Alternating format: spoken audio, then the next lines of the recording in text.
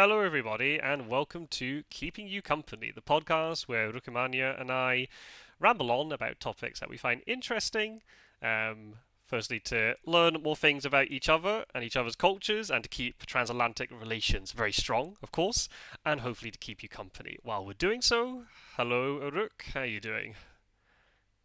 Good, good. How are you, Scott Sword? I'm all right. The viewers have probably already realised I'm not using a different mic or anything. I'm a little bit under the weather. We'll get into that in a second. But yeah, I'm not at full strength, but definitely good enough to record a podcast anyway. So that's the most important thing. How are you? Oh, I'm doing well. I'm doing well. I hope that all of our listeners are doing well. We're happy to be keeping you company. Apologies that we couldn't quite keep you company on the schedule that we like to keep, but that's just sort of how it goes, I suppose. Yeah, what's been happening? We I think we alluded to it in the previous episode. I want to say, or maybe that was the April episode. I can't remember. We had a recording where we talked about the joys of recording in advance, but I can't remember now if that was the last one or the time before. They're all blurring into one at this point. Yeah, what's the saying? Time is a flat circle. Hmm. Yeah, it's they all blur together. But in terms of like the way that all this was supposed to happen was we set up a time to record, and unfortunately, due to the nature of my work, last month was incredibly busy, and this month is already shaping up to also be incredibly busy. And we had about a window of a week and a half, 2 weeks, where well, technically not, because we're past the window based on the first Sunday of the month, which is our usual release day. But Hmm. if you just ignore that, if you just look at the time in which, at least for my schedule, I had some time between these massive projects that keep coming in, which is nice for business but bad for podcast recording. Uh, we had about a period of a week to a week and a half or so, I'd say, where it was reasonable to expect that we could do a podcast recording. And so as soon as I found this out, I was like, okay, Scott Sword, we got to do it. Like, I know this is going to be cutting it close to the bone, but we got to wait till the last month or the last week of uh, May to get our early June podcast out. And Scott Sword was like, "Oh, he's very understanding, very easy to work with." Just said that should be fine. I looked at my schedule. I don't see any problems here. And of course, we get to the actual event, and work eases up for me. And Scott Sword is, as he likes to say, down with the sickness. Wah, ah, ah, ah. Had to get that in there. Yeah, I got absolutely walloped with. I don't know what it was. I'm gonna say it was a very heavy cold. At least I didn't have fever, so I wouldn't put it as a flu. I haven't had fever symptoms. I normally when I get Mm. fevers, I get really bad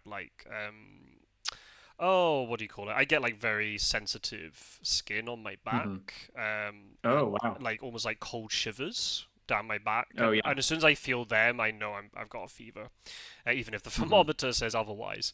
And I don't think it was COVID, even though I didn't do a test, because when I did get COVID the one time, I had very strange symptoms, which I don't know. Mm. I had awful headaches with COVID. Um, Oof. which and like persistent 4 day headaches. I'd Oh sleep man. all night and wake up in the morning with a very like thumping headache, and that's Oh, I hate that. not normal at all for me. I do get bad headaches, but normally at the end of the day when I'm tired, I don't normally wake up with headaches. So I found that to be, that's Mm. why I did the when I got sick with COVID. That's the only reason that sort of made me clock that maybe it wasn't a standard flu, it was COVID. Um, Mm. um, because I was like, well, these symptoms are very strange. So let's just do a test. Because I actually did a test and it was negative. Mm-hmm. And then Mm-hmm. 2 or 3 days in, I was like, well, this isn't going away and I feel worse. Let's take a test. And then I was, if anyone's done a COVID test and you got the two lines, well, the one that told me, Yep. it was not the control line, but the test line was as black could be. Mm-hmm. There was no doubt. I'm like, okay, I'm very positive. Fortunately, I'd already barricaded myself in one room of the house or the flat anyway because I just didn't want to be with anybody. I didn't want to transmit whatever it was, not thinking it would be COVID. Mm-hmm. Um, but this time I think it was just a heavy cold. But good grief, it's walloped me. I Wow. spent we were supposed to record. So we're recording this on Tuesday the 3rd, just for Mm-hmm. reference. Apologies for me sneezing or sniffing my nose or coughing or clearing my throat during the podcast. I'll try and mute myself. I'm going to do that. A Rook will have to hear it because I can only mute OBS or Discord. I can't mute both. Um, But yeah, we were supposed to record on the Friday the 30th, right? In time to get Yes. the podcast out on Sunday the 1st. We always do first Sunday every month. But I had to actually cancel work, which is something I never do. I've always powered through. The only time I think in the last 4 or 5 years of working I've actually taken off for being sick was actually when I had COVID because I was legally obligated. By law in Spain, I Mhm. couldn't work. Um, Wow. for a certain number of time after contracting the virus. So that's the only time I've normally gone into work just because I'm like, I can power through it. It's no problem. It's fine. I can deal with it. But I had to actually call in sick, and then I was supposed to actually work on the Sunday as well, and I had to cancel that. So I've been on the sofa basically for the last 3 4 days. Um, Playing a lot of Wingspan and Cascadia and things, which we'll get into later, but in a very sort of zoned out kind of way. Well, Also, maybe you got to play Zoned Out more often because he was Scott sort of sharing photos on his Discord server. Which, if you don't know, he's got one. You can join. You yeah, can be that's part right. of this community. Uh, I remember people Keep like each other company in addition to spending time with us. um, but anyway, he posted he got his highest score ever.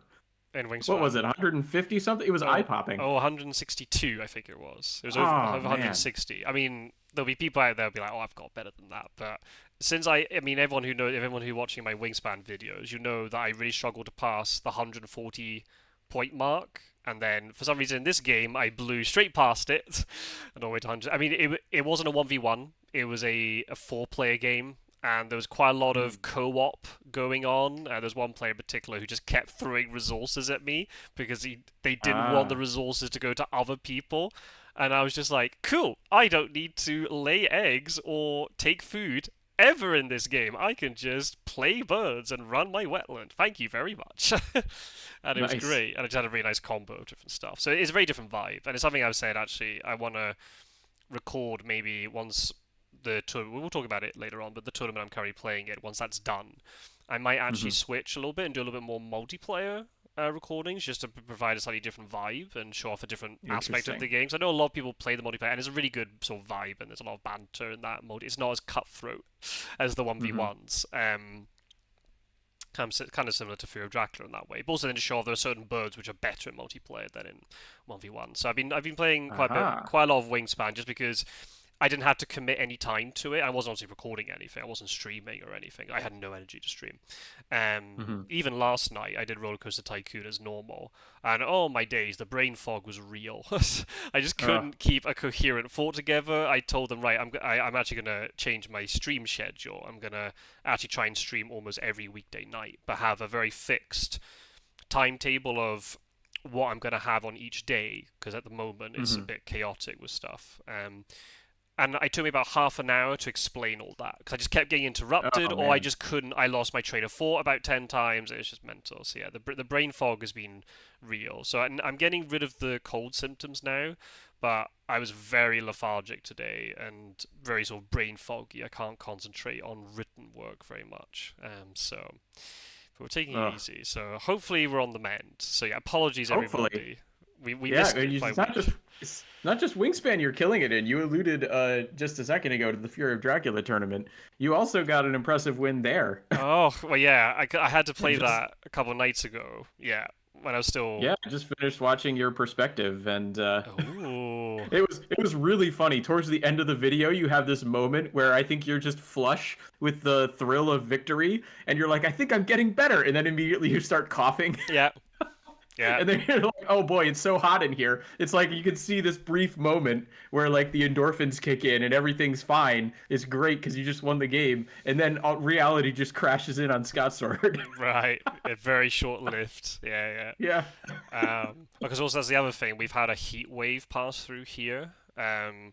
So for that, I mean, fortunately, I didn't have to go out, so it made it a little bit better. But over this weekend, it's been about 36 degrees C. I should try and do this. Yikes. So it's getting close to 100 Fahrenheit, or might be over 100 Yeah. Fahrenheit. Um, and that's really hot for the first. Like if we're talking about the end week of May, beginning of June, that's very hot. That's Yeah, that's middle, ridiculous. that's middle of August weather. Um, Exactly. That's midsummer weather in like late spring. That's just absurd. I mean, we've had a It's been fairly cool in my part of the world. well, we've had a very We've had weird a spring. We've had it very wet, actually. huh. Maybe people are reacting to it a bit more because we've had very dry springs lately, Hmm. or dry years in general. But there's been a lot of rain over the last, I'm going to say, basically 4 months, which is good because the reservoirs are filling up. So in that sense, for the summer ahead, there's not going to be as much drought warnings and stuff in Spain. So that's going to be positive. But Yeah, that's great. it's just something to be walloped with 36, 37. I feel like 40 degrees in Sevilla in the south. And it's Ugh. just it for this it's too, and the problem is it gets trapped in the buildings and it can't escape.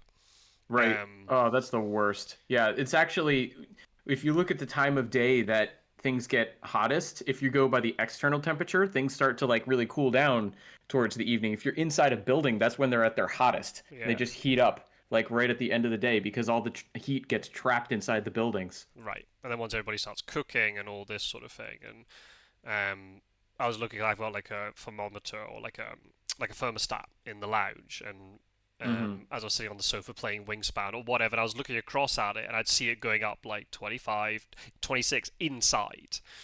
And Ugh. it's just like, it's a little bit too hot. Albeit I wasn't helping because I had my laptop, and my laptop does throw off quite a lot of heat. Right before recording this podcast, I was about to get everything set up, and then I decided I'm not going to open OBS until the last minute because that's going to produce a lot of heat. um, Yeah, smart call. so I am sweating a tiny bit sitting here, but I've got plenty of cold water, so I should be fine. We might have to take a hydrate break, but so yeah, those two things combined, it was quite a. It's been a tough few days, but it's okay. Hopefully, I'm through it. I just hope I don't relapse, because that's the last thing I Hmm. want to happen. Where suddenly now, later this week, I relapse and get worse. So I'm just trying to Oh yeah, that's terrible. slowly, sort of like I did a stream last night, but it was very short. And then today I did some work, but I was like, nope. After lunch, I need to rest. So I rested, and so obviously for tonight, because we're recording this, and now it's just ticked into 11 p.m. my time. So yeah, we're not going to have an Hmm. exceedingly long episode. Well, we'll see. It depends. You know when Aruk and I get together.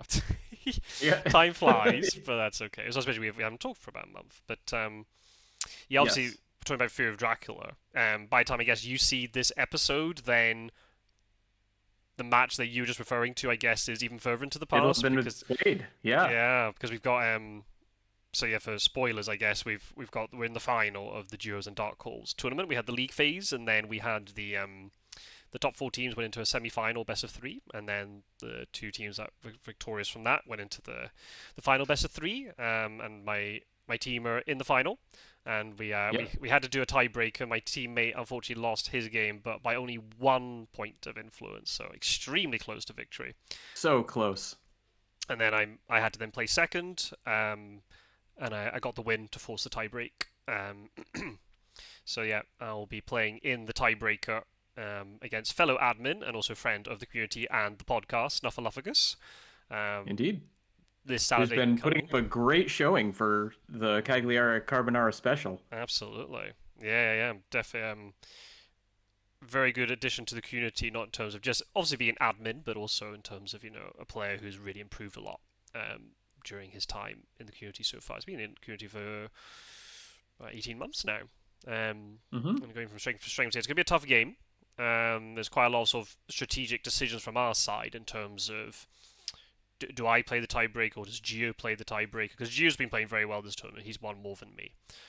Right. But we kind of were trying to work out what the other team would do, and we thought, well, it's probably more likely that Snuff will play the tiebreaker. So would we want him back on Hunters, or do we move him onto the Dracula side? There's quite a lot of sort of intricate, because obviously mutual friend of ours, Strider, obviously was Hmm. also competing, and his team won the league phase, but obviously they had Yep. they got beaten by the Carbonara special in the They sure semis, did. because there was a little bit of Yep.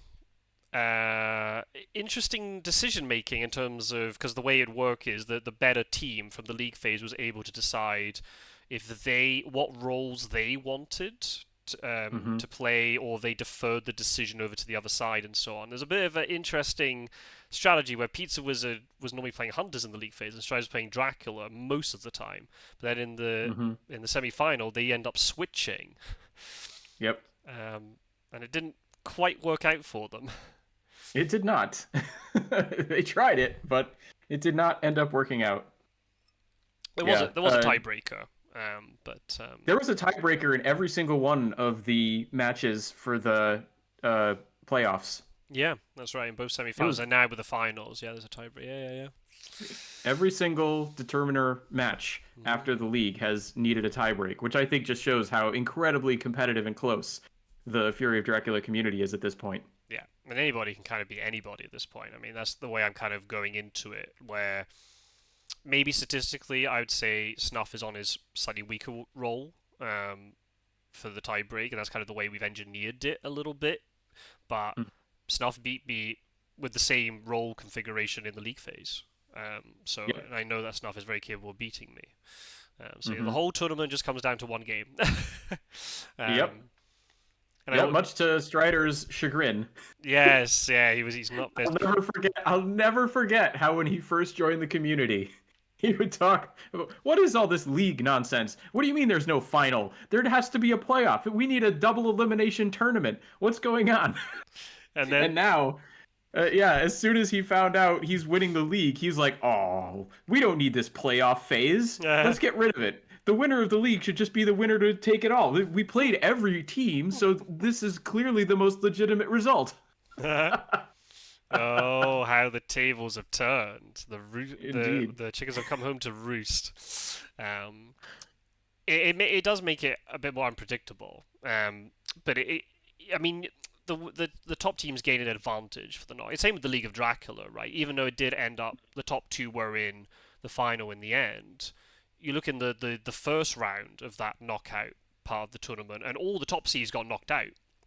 Yep. Um, so anybody's kind of capable of beating anybody in that format, which makes it very interesting. Yep. So Definitely keeps the excitement high. absolutely, absolutely. Yeah. So yeah. Also reminds me of a book that I read a long time ago now. It's called The Drunkard's Walk. Super interesting book. It's all about probability and sorry, you got me coughing now. How it people have just a really hard time of conceptualizing how probability works, Hmm. and goes into some of the really interesting intricacies of the implications of probability in our everyday lives. And one of the points that I remember being associated with this book was that everyone thinks like, oh, tournaments, they determine which team is the best team. No, they don't. They don't play enough games to be statistically significant.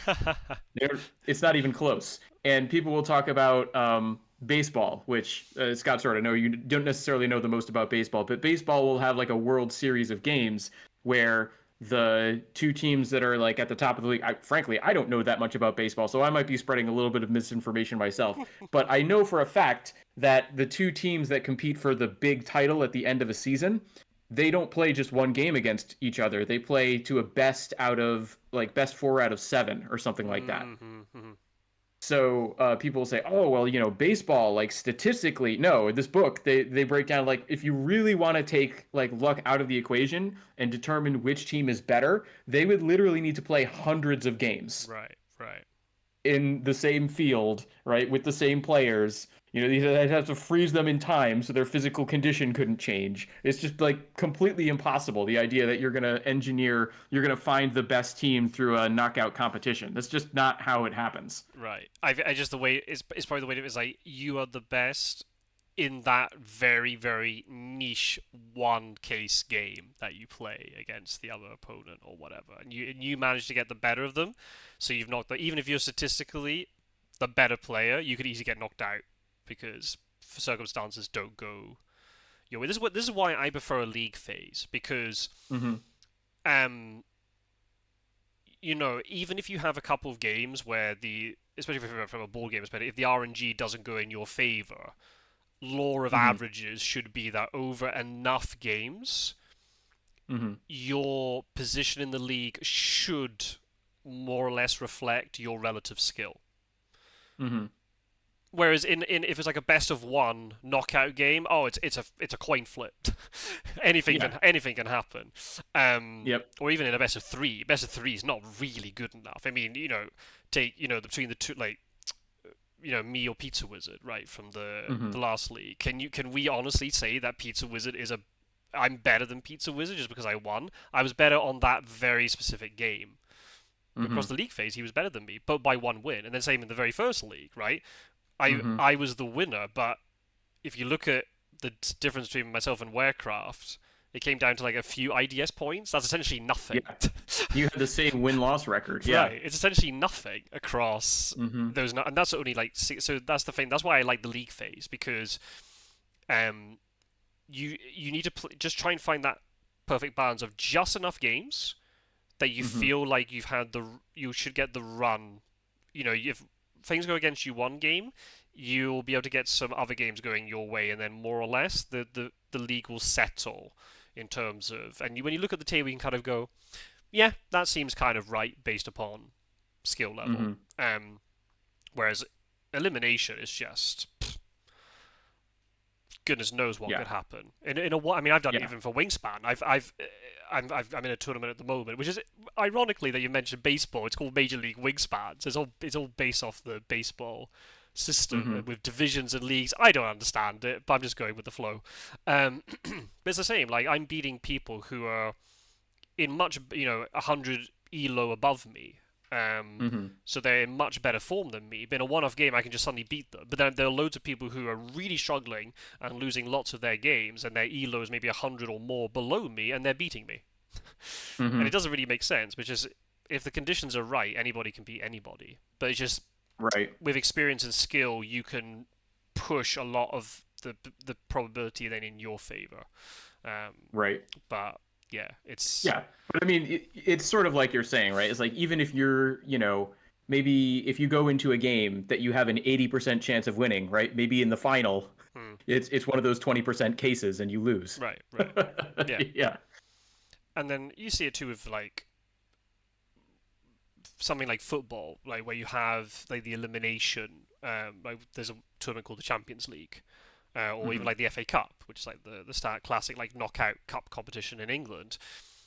Yeah, you can always talk about, oh yeah, the two best teams made it to the finals. Like, well, yeah, but only because they were given that particular path of fixtures to the Hmm. final, right? If they played against slightly different teams in the quarterfinal or the semi-final, then they might not have even made it. Right. They're just there because that's how the draw came out. It's Hmm. slightly different because the draw is based on merit; it's not a random draw. Um, Hmm. but Yeah, but still, like you still, don't take your premier competition and have the two favorites to win face off in the very first round. no, no. That There's wouldn't be very some sort of seeding. exciting. Well, no, but no. Here's the thing, right? In the FA Cup, the cup competition in England, there's no seeding. Oh, wow. It's completely random. Um, Huh. because there are so many teams in the competition. Normally, two of the what you would call the best teams would normally Hmm. make it to the final. Because they normally get distributed, because there's so many teams who play in that competition, they get nicely distributed out. But I've known it loads of times where, take two top teams like Arsenal, the team I like, Hmm. and say Man United, right? The number of times that they'll get drawn in the first round. Well, I guess anyone who's a football fan, it's the third round, not the first round. It's complicated. It, Okay. we come back onto that later, but the first round that they are eligible to play in, they can be drawn against each other. And every time the Wow. draw comes out, you just see and go, really? We had to get them in the third round? Hmm. For goodness sake. um, you could have not had a nice, easier draw. But then it depends. But it's almost like it makes it a little bit more romantic, because then you do get these slightly smaller teams who are able to play Hmm. against each other, and then they can actually make it quite far into the competition. There's a Hmm. real sort of romance to it. But the cup in the FA Cup in England. I was going to say my country, but it's only in England. The FA Cup in England has this sort of romantic kind of vibe to it. Oh, well, there you go. I guess what you lose in the sort of tension of the seating setup, you gain in the romanticism. Hmm. Sadly, it's falling away a bit, unfortunately, because of the whole financial.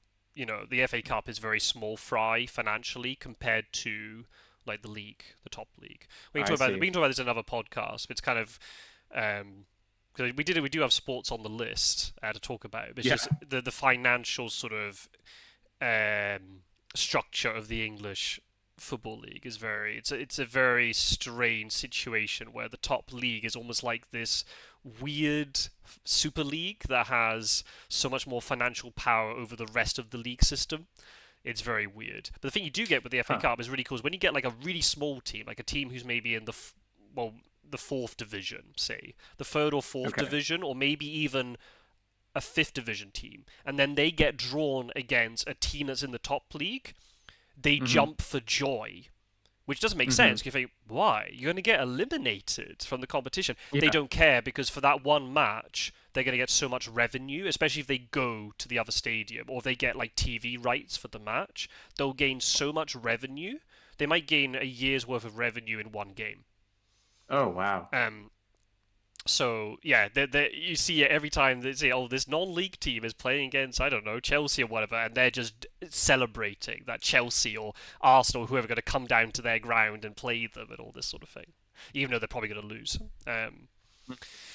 So yeah, it's it's interesting. So yeah, we'll have to see. So obviously, by the time this podcast comes out, that match between me and stuff would have been played. So we'll have a duos and dark horse champion. But I guess Yep. unless any of you are watching it, you'll be kept in suspense. You won't know if it's me or Snuffleupagus. Also, there we've got our teammates, of course, Gio and Andrazar. We won't know who is the winner of that deciding match.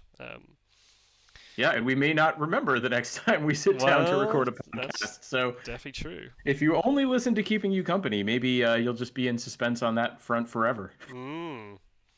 I mean, I'm sure they can check out the channel, and obviously they just see the last 2 seconds of my video, and they'll know if I've won or lost. I guess. Yeah, there are ways they can find out. Just might not be this podcast. Exactly.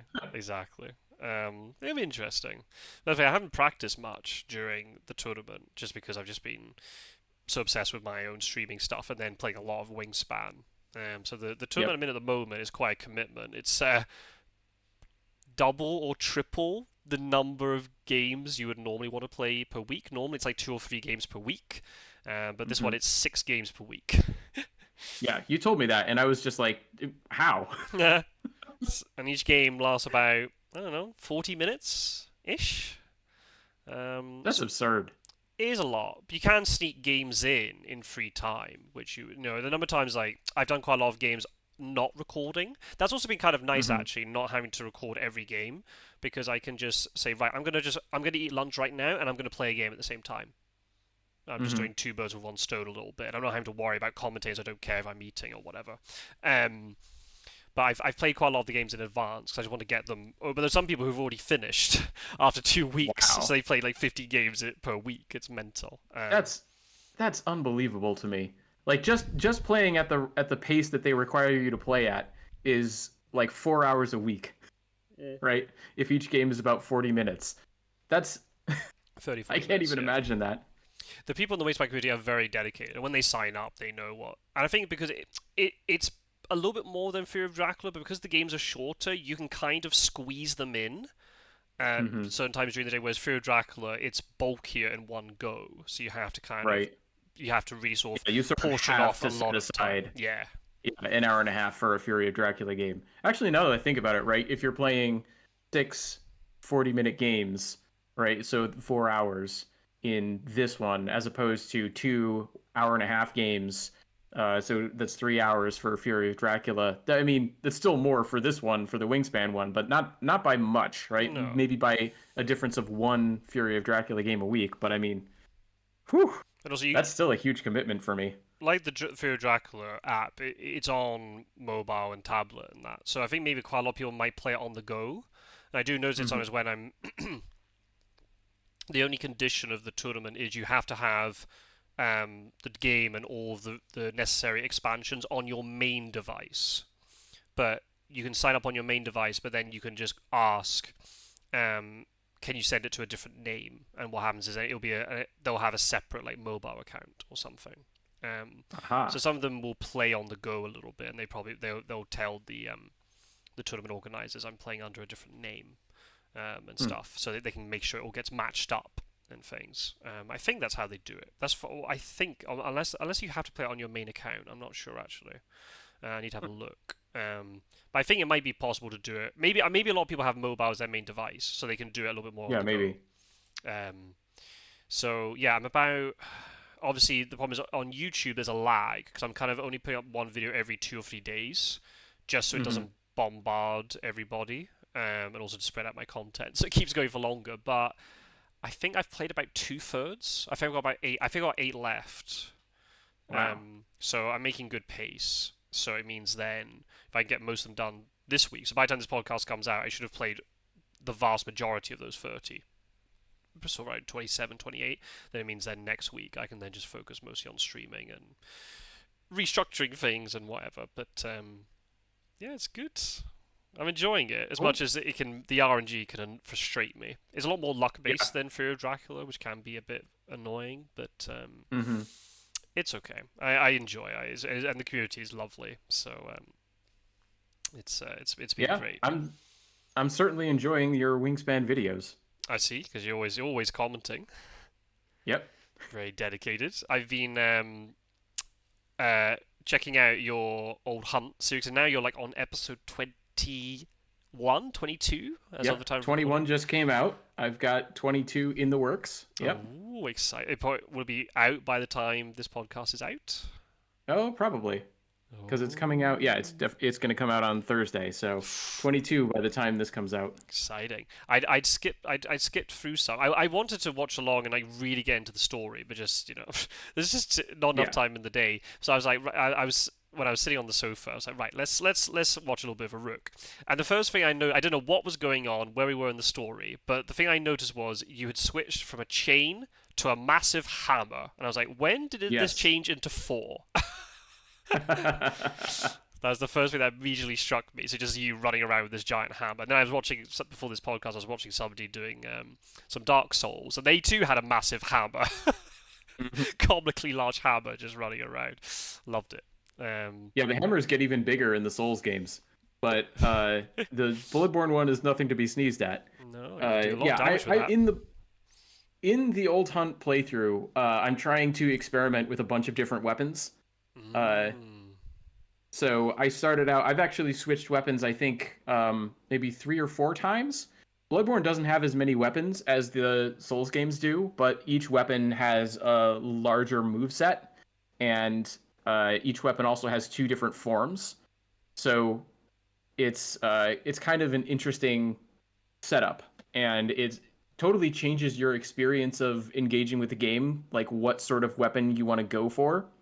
And I deliberately am going for a type of playthrough that allows you some of that flexibility to change out your weapons a bunch and keep keep reasonable amounts of damage on the table, right? Because inevitably, if you try and make too much of a like multi-weapon build, you'll spread yourself too thin. I was Mm. originally thinking I'd do just as many weapons as possible, and I started to realize, well, there's minimum requirements to use a weapon, and then there's what you need to do to actually do good damage with a weapon.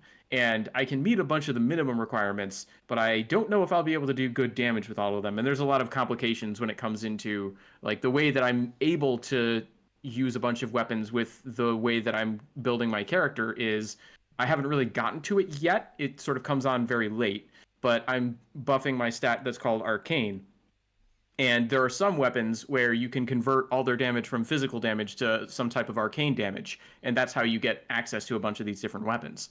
But there are other weapons where they already do some amount of arcane damage, and so you can't switch the physical portion of their damage to the arcane based damage, and that means they become less viable if you're just pumping your arcane stat. So Mm.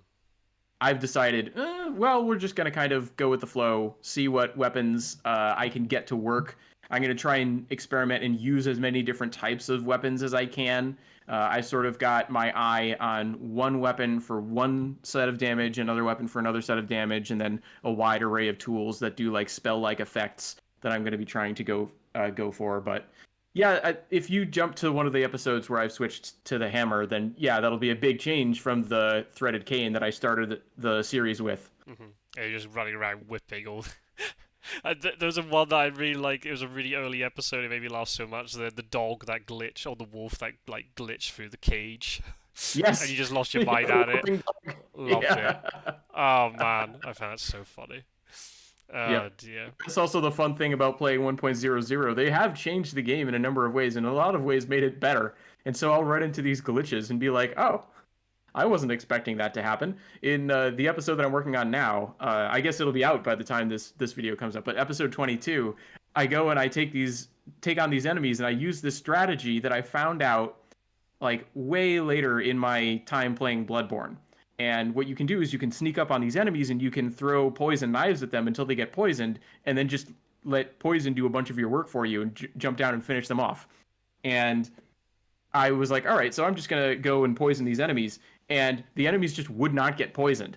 And I was like, what is going on? And I still don't have an official explanation for this, but I suspect that the developers at some point in a patch went in and were like, these enemies are probably more robust than they should be to poison, so they like lowered the values. And so in 1.09, it's a valid strategy to stay on the roof and poison these enemies, but if you're playing in 1.00, Oh you no. just can't build up the poison meter fast enough. And I was like, oh, what am I gonna do? Oh, strategy ruined. Oh, Yep. damn you, devs.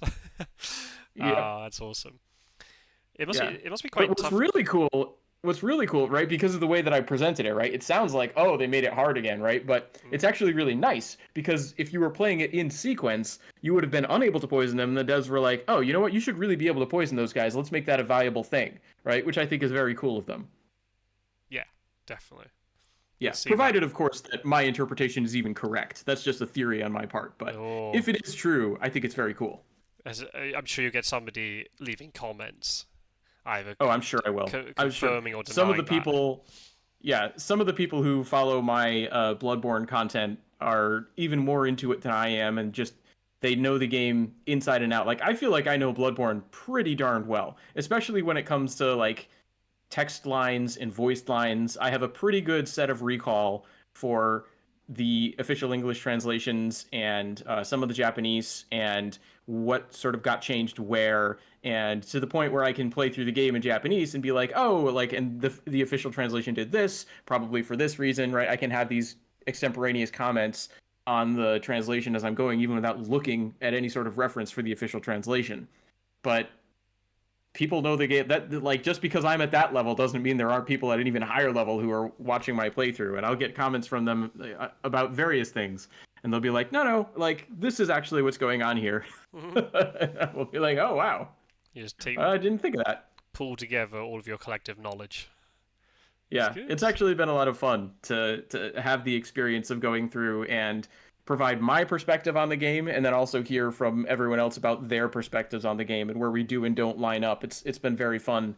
It's because the whole spirit of this playthrough of the old hunt is to celebrate 10 years of Bloodborne, and it really feels like that's what's happening for me. So it's great. That's good. I remember in the last podcast you were saying.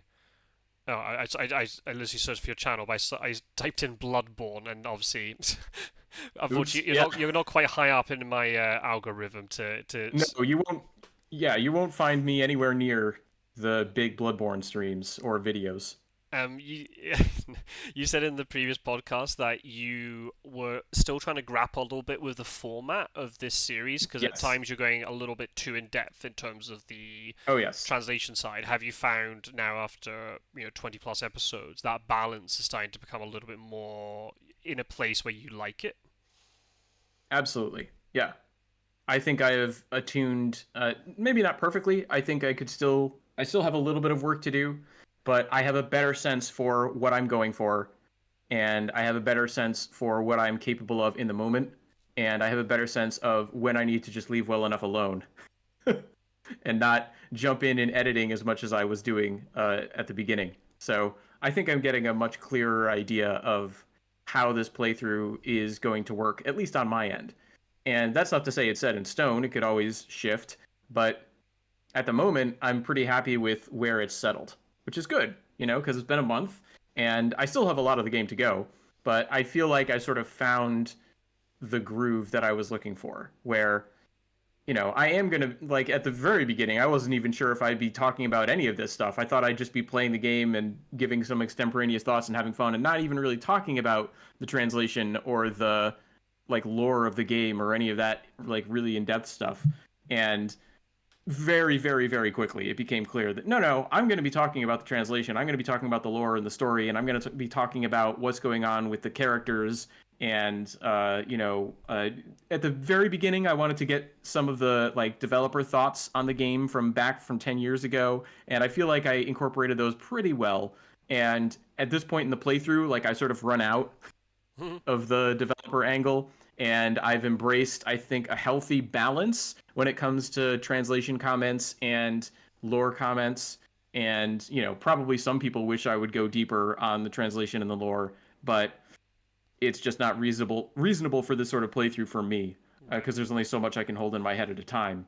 And like I said, I was having that sort of moment grappling with, do I really want to use like the minimum specs for all the weapons? No, I just want to use as many weapons as I feel like I can make viable. And I want to give an extensive look at the different ways that you can play with the weapons in Bloodborne, but I also want to make it so that, I'm not turning this into a challenge run inadvertently. Right. I think also, So I feel like I've got a pretty good handle on it now. Go ahead. I was gonna say you've already got your translation born series. If people want to have the more in depth perspective Exactly. on things, right? As you said, like this series has a slightly different purpose, and like just naturally you go into the translation because that's the angle that you sort of approach the game at anyway. But Hmm. that's good, and it looks like you. I don't know your official figures, but I looked on the channel recently. I was like, oh, look at you closing in on the big 1,000 Yep. subscribers. Yep. Decent. Slow and steady. I feel like if you just stick around on YouTube, your numbers just go up. And if you stick around for long enough, they'll go up to the, big threshold of 1,000. But I don't know. I really like, we've talked about it before. YouTube is a total black box. But Hmm. at the time we're recording this, I think I'm around 950. So getting pretty close. Right. That's good. Yeah, 951. I think. Yeah, it's decent. You say that I lose subscribers. I see my subscribers go down and then they pick back up again. I don't know what's going on there. My channel Yeah. content Well, hasn't mine, changed, so I don't know why people are unsubscribing. Maybe if then, but I haven't been around long enough for them to be automatically deleted. I think people are consciously removing the subscription. I don't really understand what's going on, unless they click it by mistake. I don't know, but that you'd think that wouldn't register if they click off and click back on it, like unsubscribe then clearly subscribe again. I don't know. yeah, I don't know. Strange, Like, strange. I see people unsubscribe from my channel a lot, which is why I said, like, I remember the number being 951 the last time I looked at it, Hmm. but that doesn't mean it's going to stay there, right? I could easily lose 3 or 4 subscribers in the time between now and when that video comes out. So, like, the general trend has been upward. The general trend on your channel has been upward, It right? has. I think, this time a year ago, you were under 100 or something like that. I remember when you crossed that threshold, it was relatively, I want to say relatively recently, but it was probably like a year ago. I don't know actually. Let me quickly. I normally post about it. Um, Oh, I was normally operating under about 100 subscribers a year, but maybe it's not quite as much as that. Let's see. Let's go. But I haven't got many posts, so this will be very quick. Although I do post there you about go. keeping you company quite a bit. Ooh. Mhm. As it's loading, YouTube can't handle it. Asking a lot of that Oh, there you computer go. in the heat. So, a year. Oh, great. Thank you, YouTube. It says a year ago. Great. When was that? Stupid. So, at some Yeah, point I hate between that it one does that. year and 2 years ago, I crossed 100 subscribers. I have Yep. no idea. Well, oh, hey a minute. We can maybe. Nope. No, I don't know. No, it doesn't tell me. So that's actually doesn't tell me anything. Not very helpful. And I hate YouTube actually. It doesn't show you like a graph of your total subscribers over time. Right. They only show you your new subscribers, and it's like I don't want that Hmm. information. I want to see the growth over time, not Right.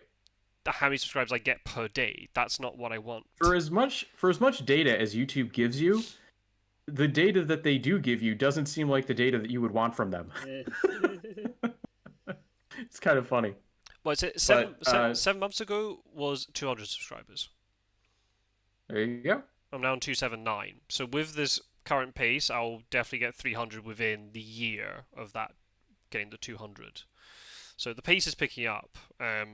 It's definitely not from Fear Yeah. of Dracula content, because I'm not putting out a lot of Fear of No. Dracula content. It's mostly from Wingspan, I think. Mostly Wingspan. Yeah, Because I think that makes total sense. Wingspan broader community, right? So Right. even if you have a smaller piece of the wingspan pie, the pie is so much bigger that in Yeah. absolute numbers, you're going to Exactly. get more people. I think that's sort of what's going on with Bloodborne for me, because Bloodborne's video game big numbers potentially, right? The really big Bloodborne videos have millions of views.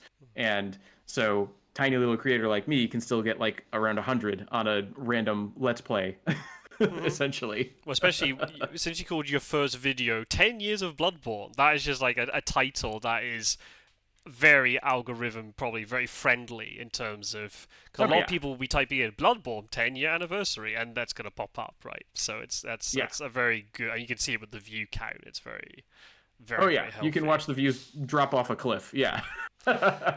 After I can't use 10 years of Bloodborne. And then I did another video where I did the same thing where I wanted to pay some tribute to the Chalice Dungeon. So I did celebrating 10 years of Chalice Dungeons. And that one, if you're like following the numbers on my series, there's like they're going down, down, down, down, spike, down, down, down, down. So we need a new spike. We need to get 10 years of something else. That's right. Yeah. This clickbait titles, that's the way to go. Mhm. You got to play the game. Yeah. No, Yeah. no. No. I refuse. I just do my own little thing in my little corner of the internet, and if people like it, they like it. Well, that's the same as me, right? Every time, Yeah. especially when I get random people on Twitch just finding me, I'm like, how did you find this weird part of the internet, right? Um, Yeah. but yeah, I guess the things I do are quite niche. But if I can just sort of cobble together like a fraction of all the different communities, I can create a nice little audience for myself. The thing I'm potentially interested in, if it'll happen, I don't know if it will happen, depending on how much I can stream and stuff. But if there'll be a point, and when will be the point that my Twitch followers overtakes my YouTube subscriptions? Um, Ah. I'm Yeah, that will be interesting. I'm already on 161 on Twitch, Mm-hmm. so I'm over halfway. So we'll have to see. Yep. We'll have to see. Yeah, we will have to see. That'll be interesting.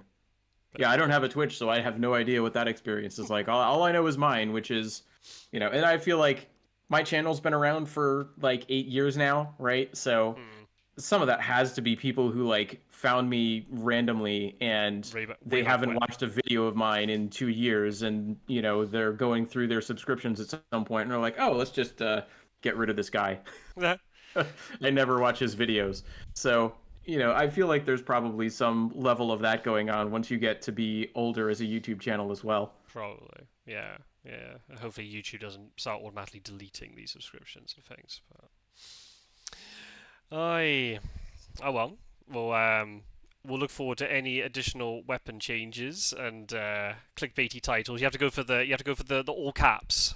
No, no, no, not all caps. You all caps certain words. That's how you Yeah. clickbait. Yep. Oh, Yep. I just switched to get my face in all the thumbnails and Oh tell yeah, people to like, comment, and subscribe. And absolutely. And get yourself I don't know if sponsored. I've told you, but I do have an idea. If I ever decide, which I don't think I will, but if I ever do decide to ask people to actively subscribe to my channel, I feel like if you're interested, you know what to do. Wow, exactly. Yeah, uh, and yeah, and if you like the content, you know what to do, right? But uh, they do say that the quote unquote call to action is helpful. And YouTube is playing along with it now, right? I've noticed a lot of people who I watch their videos, when they say the phrase like, comment, subscribe, or something to that effect, the little buttons will shine on the YouTube player now to oh, be like, it's this button right here. oh It's all shiny. wow. I hadn't noticed So they're that. really Oh my they're goodness. really trying to incentivize that behavior, Right. both from the people calling for it and from the people who are they're like trying to get into the YouTube ecosystem, I guess, by getting them to follow as many people as possible. Mhm. But I do think that there's room to play around with the verb that people use to sort of playfully talk about pressing the like button, right? Because smash is super overused. I feel like Smash that subscribe button. smash that like button, right? It's everybody says that. I Oh, feel like hit subscribe. Hit subscribe and smash the like button. That's the that's right. terminology. Yeah. Ring the Yeah, I feel bell. like there's room there to throw some additional like curveball verbs that people would really respond to. Like, I want you to gently caress the like button. Oh, I want you to lick the like button. oh my goodness. They would definitely grab people's attention. Or did they just say Yeah. the one I liked? The one that actually the YouTuber Ross Boom Socks, who's streamed on Twitch as well, does like League of Legends stuff. But he's a Scottish YouTuber and he's very funny. He That's why I did this keeping you company thing in the first place because he did it on his channel. Mm-hmm. And I thought, well, that's a really nice thing to do. So obviously on a much smaller scale, but I thought let's do that. But the one thing he did for a while, which I thought was very funny, he said, "I never Mm-hmm. ask you to like or subscribe. We just play a game of rock paper scissors. If I beat you, you have to subscribe." Ooh, that's clever. So he would do it pre-recorded, obviously. Yeah. Yeah. So that is just the way he would even taunt. Like he would just throw out rock, and then he would like cheer into the camera, and he'd just be like, "You were possibly beaten by a pre-recorded video. Hit subscribe." That's great. um, Yeah, I like that. That's good. I don't normally ask for like and subscribe. I mean, I've got my little like intro thingy at the beginning of videos. I Yes. had someone in the Hmm. Wingspan community said, "Oh, it's very dramatic." I was like, "Yes, it is. It's very dramatic." It is. And there I say, like and subscribe. And I said I'm on Twitch. The only thing I really do now is on Wingspan videos. I not on most of them. I often say I'm on Twitch because a lot of people don't know I'm on Twitch. And even in the Wingspan Hmm. community, where you think, "Oh, it's a Discord community. Everyone should be really integrated and know what's going on." No, when Hmm. Discord communities get very, very big, and also because a lot of people just have so many Yeah, Discord communities now, it's too unwieldy. Yeah. yeah, there's just too much going on. And even though, like, in the Hmm. Wingspan community, they've been very nice, they've given me, like, a special role, so it says content creator, so I'm separate from the main block. Yep. I'll still ask people, like, oh, can I record the game? And like, yeah, sure. Now I'll tell them, oh, the video will go up on this day. And then I've had so many people ask me, going, what's your channel? They Hmm. don't know that I'm on Twitch or I'm on YouTube or whatever. And I've actually Right. noticed. I mean, this was not the reason why I did it, by the way. But I've been helping out a fellow Wingspan creator called Jenna, who is well, read. I'm gonna Jenna in the Discord, but Shrike that in on YouTube. Hmm. I'll probably leave a link. They're really nice, actually. Just really calm videos to listen to. She's got like a sort of an interview type series. Hmm. On YouTube where every week there'll be a guest from the Wingspan community and they just chat, they play a game, and they talk about birding or hobbies or whatever the person's interested in. Yep. I'm super interested in watching some of those videos, by the way, because I had a similar idea, inspired by Strider, actually, to do something like that for the Fury of Dracula community. Oh, that'd be cool. Yeah. I Yeah, I think thought that'd it be would be really a nice. fun idea because I don't really feel like I have a lot to offer on like the competitive front of Fury of Dracula. I feel like everyone else has that pretty well covered. But I do feel like there's room for someone to come in and just be like, let's have a good time playing Fury of Dracula. Mm. And just chat as you go through Yeah, it and and just just chat have a about chat. whatever, right? And yeah, and Strider did this series called the Strider Adventure series for War of the Ring, and he would just introduce a community member at the start of every game, and then they play a game of War of the Ring, and he had like just a set of series of questions he would ask, very basic, right? Like, how did you find the community? How did you fall in love with this game? Just go through that very quickly, and then they play a game. So it wasn't necessarily like the whole thing was an interview, but it was a casual way to have fun with the game and introduce community members to the internet at large if anyone was watching and interested. And I thought that's a fun idea. I think there's room for that in the Fury of Dracula space. And obviously, I haven't done anything with it, but that idea is rattling around in my head. It's so easy to conceive of cool ideas for videos and so hard to make the videos. Yeah. The one But I was interrupting you. You were talking about Shrike That on YouTube. oh yeah, I'll make sure I leave the link. So yeah, I'd never interacted with her. I think because she's down under, so times that we're normally online and we just in tournaments we've never met. And I'm quite, even though I watch like the other streams that they're on Twitch and stuff. I don't normally go barging in and talking to uh oh, this is not good. When a rook sends you a message saying connection issues, that's not good. Welp, right? BRB, folks. Alrighty, okay. Robo Scott has gone away. I think only a rook could hear Robo Scott. Hopefully, all you lot heard me loud and clear. Well, as loud as clearly Yeah. as we can through my cold. But anyway, So what were we on about? Yeah, we were just talking about the idea of a sort of community building space sort of stream in the Fury of Dracula and Fury of Dracula by association, and by association with the Shrike That idea for YouTube content on Mm, um, YouTube. So, yeah. what were you saying about Shrike That? Oh, I just thought it was a really cool idea when Jenna pitched it to the community, and I thought it was a really neat idea. And then just we never really interacted much in the community. And then this just goes to how nice the Wingspan community is, by the way. So I'm really bigging them up here. Um, but I don't know how exactly we managed to connect, but we did, and then we've ended up becoming like besties out of it. And then I was trying to help her a little bit with the stream setup, but she did a lot. She's very impressive, actually. People should go and I'm going to promote it down below. Everyone should go and check it out. It's really really cool what she's done. Um, but I've actually had the pleasure of actually being on that. I was doing some test streams with her to get everything sort of organized, and then I was actually on episode one. Um, but um, That's awesome. but I've noticed, and again, I'm saying this like I didn't do it for this purpose, but just a nice sort of outcome from it is that I've noticed quite a lot of more activity, people subscribing onto my channel. Maybe because they didn't realize that I was, even though I was constantly posting in the media channel before, maybe they didn't realize I was posting, and Mm-hmm. then I got more exposure that way. But the other really cool thing is I've got to know some people from the Wingspan community, and I was playing some multiplayer with them um, during. During the weekend. I've been sick just now, and they've been coming to my streams, or we'll see each other in a mutual stream somewhere and say hello and stuff. So they've all been really lovely, and it just goes to show there's the positive force of that community over there. I was gonna say, I mean, a game about birds naturally, I think, attracts a certain type of person. Yeah. You won't get a lot of, to use an English expression, you won't get a lot of knobs playing it. Mm. It's not a vibe of other games I can think of, which are slightly more toxic communities. Let's say the Wingspan Yeah. community is very, very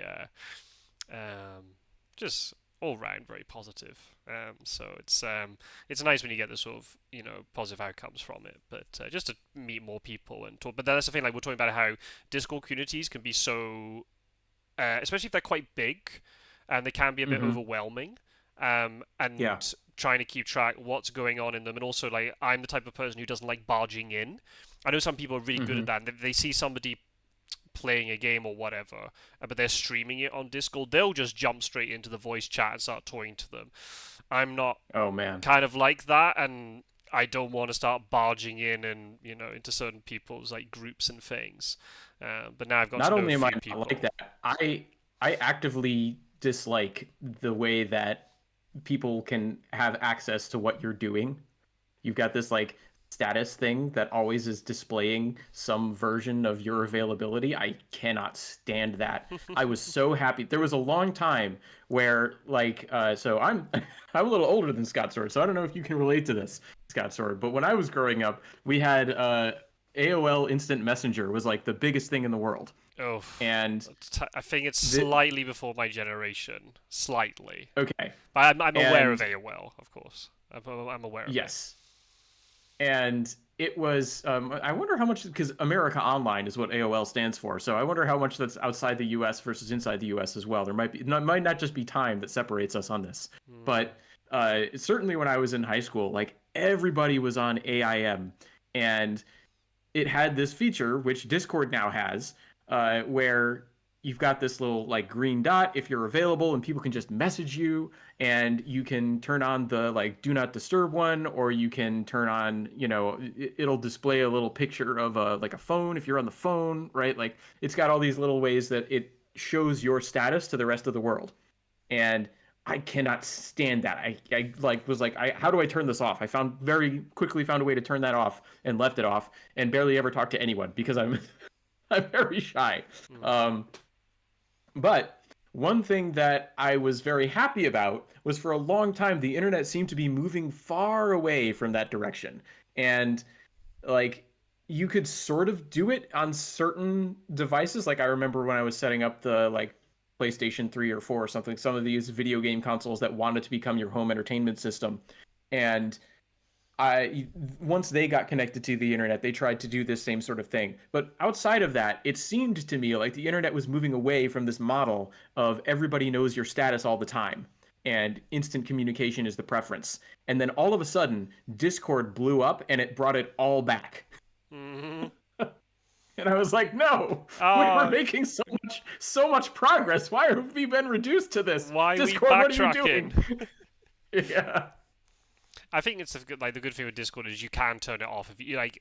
It's quite customizable. You can just say, Yes. nope, I want to be invisible all the time. I want to be on. I know some people who've got do not disturb on permanently, which is fine. Yeah. Hmm. I think for me, because of obviously my role in terms of being like community admin and Fear of Dracula, and also now my own Discord community, and then trying to keep up with loads of trying to schedule Wingspan games and stuff, I need that notification and I need people to see if I'm online or offline and stuff. But there are some times where people see me online and they think, "Oh, you're online. That means you are responsive." It's like, Yeah. no, because I could have Discord up and I'm actually away from my computer, or I am Hmm. normally quite a responsive person. I'm quite a needy human, even though I'm shy. I'm also a needy human being. So every time I see a little Discord notification pop, I was like, "Ooh, who's messaged me now?" kind of thing. What interesting things being Hmm. posted in my Discord? um, and oh, it's a picture of a cute cat. Hmm. But there are times where there is that sort of assumption where people go, "Oh, they're online, therefore they must be available to play a game or something." And I'm just thinking to myself, not necessarily, unless you've scheduled something. Then okay, then you can use that as a Yeah. gauge if they're there or not.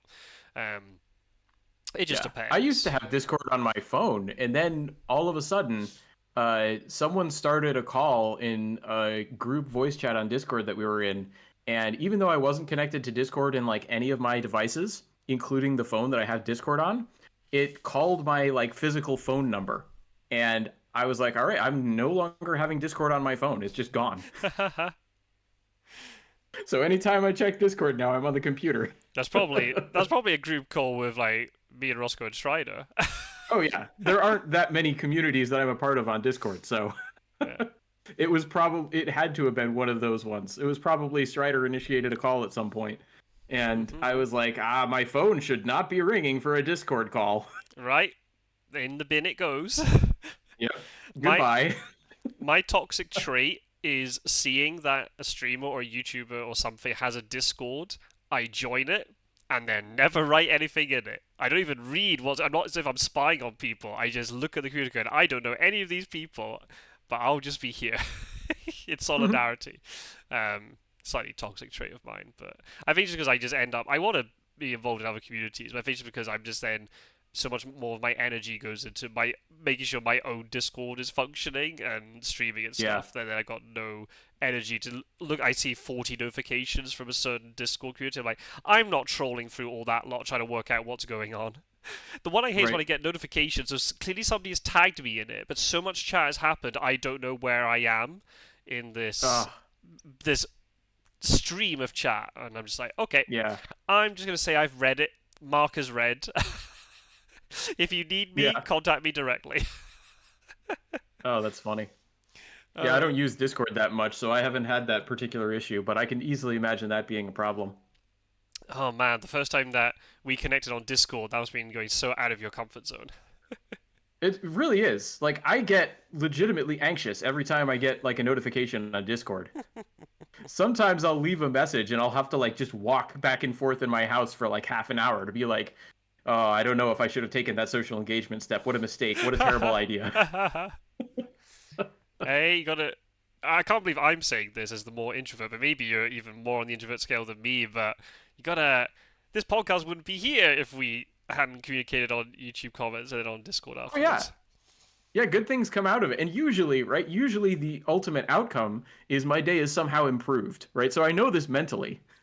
But it's another thing to like get my instant anxious anxiety reaction to like line up with that mental knowledge, right? Right. So I can push myself out of that comfort zone, as evidenced by the fact that we're talking to each other right now. But it doesn't mean that doesn't exist. I gotta keep pushing, trying to push yourself That's out of your right. comfort zone and see what happens. But Uh, yeah. Ah. Absolutely. One last quick But thing that I want to bring up. We okay, can talk good. about it more I was just gonna like try and transition. Segue. transition over to another topic, but go ahead. Quickly segue. And this is something we can talk about in more detail because I think there's something that you were talking about that you're kind of we want to talk about UK TV or UK because I think also we might have to try and get a certain guest onto the podcast. 'Cause I know somebody else who is a fan of the podcast. I won't say their name, but they know who they are. Who is across the pond as well, but is also a big fan of UK TV shows and things. But you were trying to get into maybe like UK panel shows and things, if I remember Oh rightly. yeah, well I had discovered through like a YouTube recommendation, um, a gigantic like I think in total it was split up into two different parts, but in total it was like a 4 hour clip compilation of Would I Lie to You, Oh which yeah. is a show I had never heard of before. And by the time I finished the first clip compilation, I was like, "Whoa, there's more of this!" And I watched the second clip compilation, and I was like, "That can't be all there is." And so I ended up talking to my dad, who we usually watch TV together as an excuse to get together, really. But we'll put something on for at least once a week, if not more. It depends on what we both have going on. But I was like, hey, I think you might like this show, and so he started watching it, and we went through a number of like full seasons of that, and got to a point where we're both kind of like, okay, feel like we've seen that one, and then we started to watch Taskmaster, which I think is gigantic at the moment on the internet. Oh yeah, very I much feel like so. I was quite late to that one, but I definitely started watching some of that, and it sort of extends back. I think possibly the reason "Would I Lie to You" may have been like recommended to me on YouTube was that previously my family had been into the Great British Bake Off or baking show, one of those Ah. two. They changed the title across the pond, so Oh. I forget which one's the real title. Well, the Great British Um, Bake Off is the British version. That's how I've always known it. What do you just call it? Bake Off. yes, Ah, I see. We call it Bake Off colloquially, but the official interesting. title is the Great British Bake Off. And there's a lot of these Great British Menu, Great British Sewing Bee. So there's a lot of these. It's Hmm. spawned quite a lot of like sequel shows. Oh, I bet it has. Yeah, we watched that for a while. Sort of fell off of that at a certain point, but it was an interesting experience because that show got a ton of traction in the U.S. And I think introduced people over here to a lot of British TV that people had basically been ignoring for a long time. Outside of there had regularly been hits with things like The Office and what was the other one? I feel like there's another really big one that I'm forgetting that they brought over and did an American version of. But those they were doing American versions of. mm, Whereas the baking show, it was like, no, we're just going to take the British TV show and put it on American TV. right. And I think that's where you can start to see the switch flip. And so that was sort of the first thing that I saw that was British television. And then from that point, I think YouTube started to realize, hey, we should show this guy some British stuff. And so that got to, Would I Lie to You and so on, right? So that's sort of the long, slow, arcing trajectory of my getting a little bit more into British TV and panel shows. For anyone who doesn't know, would I? You said you watched through multiple seasons of Would I Lie to You? There's no plot to Would I Lie to You. Every episode is standalone. It's just like a comedy show where they tell ridiculous stories, and then the other team has to guess if they're telling the truth or not. That's it. That's the premise Yes. of the show. Nothing else. Mm-hmm. I still very regularly, if anybody remembers the one that's probably the most infamous, and I will use that word rather than famous, is Kevin Bridges, the Scottish comedian's buying a horse story. Oh Right. yeah, I yeah. That was on the giant clip Oh, compilation it for had to sure. be. Yeah, it had to be. That one is legendary. It's just the way he tells it. Apparently, like the comments are great. For good reason. There are Yeah. people who said like it went on so long because they had to edit it down because the show's only half an hour, but the whole Yeah. story alone took half an hour to film, and he just kept getting Wow. interrupted and changing the story, and that's why in the real cut, even the host is going so exasperated, just say summarize the story and tell us what happened. um, Wow. It's very good. It's very good. So you mentioned Taskmaster. That's one the one I wanted to bring up. I wanted to bring up Taskmaster. We can go into Taskmaster a bit more detail in another podcast. But at the moment, I'm watching through the because obviously the way Taskmaster does it, it's obviously a UK show. It's broadcast on UK TV. But the people who make Taskmaster are great about it, and they've got the rights to put the episodes up for international audiences on YouTube, which is great. And obviously, as a Spanish resident, a day after, so it's always broadcast on a Thursday night in the UK, but on Friday nights I can come home and I can watch Taskmaster or watch it Saturday morning over breakfast or lunch or something. And this series in particular, I'm really enjoying it because the cast in particular. I don't know, have you seen any of the ongoing? I guess you'd call it season. No, We're still very we say series even though it's not the whole thing. It's like a section of it. We say series rather than season. yes, that's one of the things that I've caught on to in watching these shows is they call them series, Hmm. and I'm like, oh, they say series instead of season. That's different. Yeah. But I have not kept up with any of the recent stuff. Just the way that we go about viewing it, me and my dad just sort of very slowly are going through the history of the show. Right. So I think we're on like series 5 or something like that right now, and the current one is like 15. So we're like way behind. I don't know actually what series it is. I think it's actually further along than that. I think. I don't know. There's a lot of Is it, it that's for sure. is it 19 or am I losing my mind? Oh, oh, great! Really? It's showing me. Oh, it is series 19. There you go. Series 19. There you go. um, I mean, the cool thing, everyone doesn't know Taskmaster. So the premise of the show is, well, okay, so I don't know actually if America has this so much.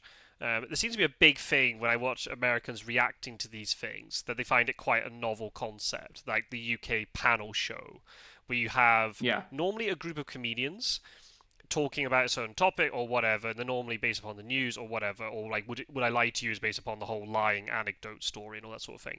But there's normally a Hmm. rotating cast of comedians. You might have the same host or maybe the same captains of the teams, but the Hmm. normally the majority of the people on the show rotate every week. So there's a slightly different, Hmm. and you get people depending on the UK comedy circuit and what celebrities they get on and things. They'll have different people, but a lot of them you'll see the same sort of people appearing, and you'll see them on one show, and then you go on to watch another comedy panel show, and similar people will be on it, and you'll see the people's faces, and that's kind of one way that comedians get quite a lot of profile in the UK. If they're able to break out of the local sort or the like the comedy circuit and get onto a panel show, then they get a huge amount of exposure.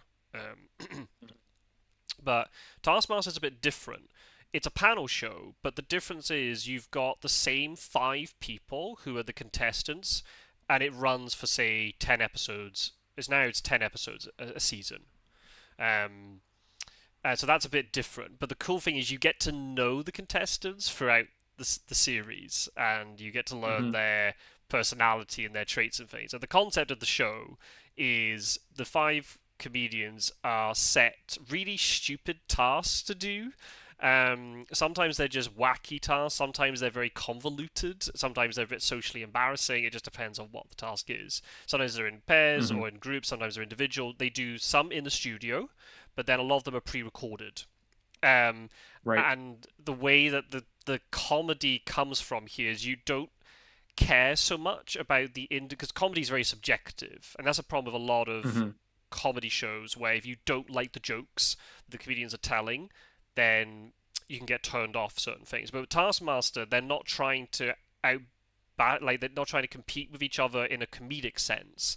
It's just they want to win the Hmm. points for completing the task well. The punchline comes from the way they have to complete these stupid tasks and the way that the tasks are written in a way that is quite vague to interpretation. There's not a clear way you Yeah. have to do it. Um, and that's where the comedy comes in when you see them panic under pressure and do ridiculous things in order to try to please the host, who is the taskmaster, and try and get more points. um, Yep. it's great.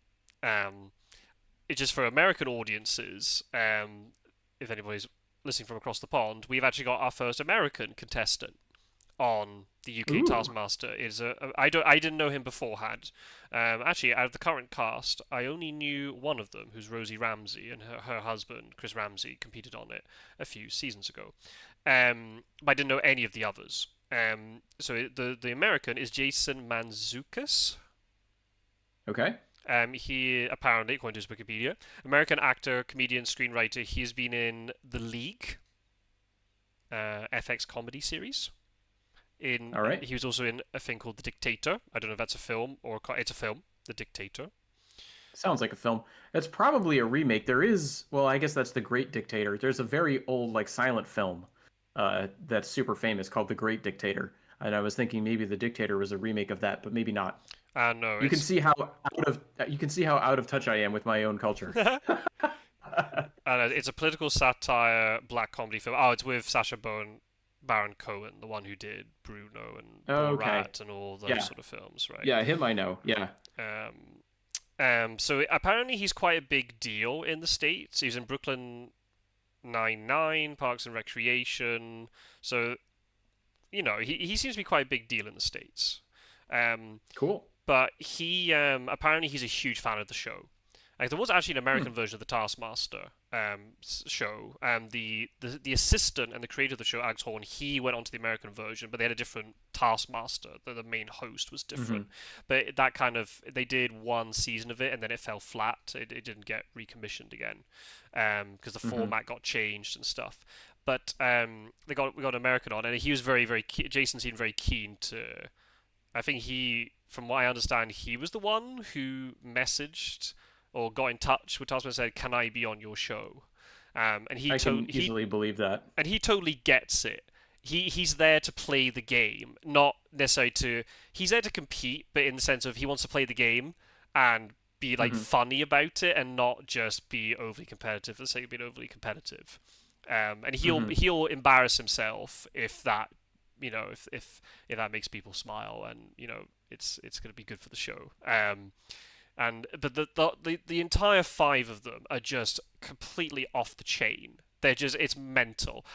Normally it takes a couple of episodes for you to kind of get used to the cast, especially if they're people who you don't know, and you end up loving the people who you didn't know beforehand because you get to know their personalities and the way they react to things. But after the first episode alone, or even after the first task, I was like, "Yep, I'm totally on board with this entire series." I'm going to watch Awesome. this through from start to finish, and I'm going to enjoy every single second of it. So we're about halfway through at the moment, and the tasks have just been great. The creativity in the tasks have been great because some tasks, as great as they can always be, they can kind of hit and miss. It just depends on the situation. The Yeah. contestants sometimes you'll have your favorites or ones who okay, but you don't like them quite so much. Everything's just been great with this series so far. So I'm just having so much fun with it. Um, Whereas actually, I think Awesome. I've probably done the opposite to you. I've probably seen a lot of the later ones because I started watching it a lot more once I went away to university and it was going up onto YouTube. Hmm. Whereas then the earliest series when I was at home, I probably wasn't watching it as much. So it seems like you're doing the reverse. I know quite a lot of the old series, but because I've gone back to watch all the compilation clips that they've done, and they're Yep. always good fun. Um, so it's good that you're liking it. Might have to do a more in depth UK TV Yeah, I think series I think it'll be interesting to episodes talk sometime. about that. I know we had like Taskmaster like just as a particular topic to talk about at some point. So I think we could definitely roll that into a wider look at British TV shows in general and the way that it's been impacting U.S. culture, particularly if we can find a way to bring a guest on. I think that would be a fun way to do it. Hmm. So that was. Yeah, my thing with Taskmaster too is I watched a similar like YouTube gives me the clip compilations, right? Hmm. I watched one of those and I just did not get it from the clip compilation. I watched the Taskmaster clip thing and was like, people think this is funny, Yeah. and was like, I guess, and then I started hearing about it more and more, and I was like, huh, I guess it's popular, but there are a lot of popular things that I'm not a huge fan of, so I was like, it's one of those. And then I think it was when a friend of mine, whose taste generally sort of coincides with mine, brought it up that I was like, okay, maybe I've misjudged it. I got to give it another shot. We watched a full episode, and when I had the full context of an actual episode, I was like, now I get it. Mm. And so that sort of helped ease me through it. Something about the way that I got to see the whole thing unfold rather than just like the highlight clip Right. made it click for me. Right. I think also depends on what task you get shown first. Because I actually showed it because my wife doesn't watch it, and I said, well, Hmm. I'll show you. But it's kind of hard to find one that is simple enough to show somebody without too much back context, but also then it's also funny to see it. Hmm. Um, and there are even some compilation clips where because of the way it's been edited and stuff, it's not exactly clear what the joke is, and then when you watch the full episode, there's like an additional layer to the joke. Hmm. Which there's like a comment, like a throwback comment to something they said earlier. Because the way the show is done, everyone, I've not really explained it very well, but the pre-recorded tasks, the audience and the contestants then have to watch it all back in the Yep. studio, and then they have to pander to the Taskmaster a little bit to give them more points. And especially in the last few series, they've been very cruel with the edits, and you see somebody do it extremely well, and they're like, "Oh, well done," and then Alex Horn, the Taskmaster, is like, "Oh, there's a little bit of an edit I didn't show you," and then you see them failing at it Mhm. until they finally Yeah, succeeded. I think I got a an early taste of that in a fairly early season where that exact thing happened. It was like, oh, I'm going to do this impossible basketball shot with it wasn't actually Oh, basketball. They just had to get something through a basketball hoop. yeah, And they did it and it was just like, oh, look at that first try. And then he was like, okay, we're going to actually show you the full thing. The guy misses like yeah. 80 times or something like that. See, you can tell I've watched a lot of these because I know exactly the task and I know the contestant who you're talking about as well. I think that was Nish Kumar, if I remember rightly. Yeah, he flicked Yeah, the that was it. basketball once and he got it in Yep. first time. We're like, oh my goodness, there you go. I mean, I'm also going to say from a very, very early season that you've probably seen the whole potato gate. Anybody who knows Hmm. about the potato throw, you know what I'm on about. And that was Yep. like the first or second series. It's such an infamous kind of incident in the show. Yes. It's the Yep. most overused clip, but it's funny every time you watch it. Yep. So it's an amazing show, and the fact it's been going for so many seasons now. Also, series. I'm becoming American now, saying seasons, but it's been going on for so many series, but it still feels really fresh. There's no Mhm. point that I'm watching this going, oh, this is a bit stale now. It still feels really fresh, and they've got a really cool format, um, Yeah. which works. I'd Yeah. rather watch this than a sitcom any day of the week because Hmm. sitcoms get stale, but because Yes. the punchline is always changing in this show, it's always Yeah. fresh. So And the contestants are always changing, right? yeah, You've got a continual infusion of new people. hmm So that also helps keep it fresh. And absolutely. one other thing that occurs to me is we sort of opened all this by talking about how Americans don't really know what panel shows are. I would be willing to bet that if you go back into like the history of American television and or radio shows, that panel shows were at some point like a regular staple of the entertainment world, and it's just fallen off Mm, because I have seen that sort of thing happen like time after time when like this came up a lot in Japan. It'd be like, oh, look at this Japanese thing, and I'd look it up and it'd be like began in America in 1947 or something yeah. and it's like, oh, I guess technically it started in America, and it's just like now the only place keeping it alive is Japan. And so when you go to Japan, and it's like, oh, well, look at this Japanese thing. Well, I guess the one I can. I So mean, again, I I'm no expert of American TV at all, but the one I can think of because I Mhm. know it also came across the pond to the UK. Um, and now I'm saying would I lie to you, and that's not right. Whose line is it anyway? There we go. Oh yeah. That would be, I guess you'd call that as a panel show, panel Hmm. improv show. That would definitely fall under the, um, that would count. Yeah. And I don't know if it Yeah, and started in the that's states relatively. first. It must have started in the states first, but then I can't remember.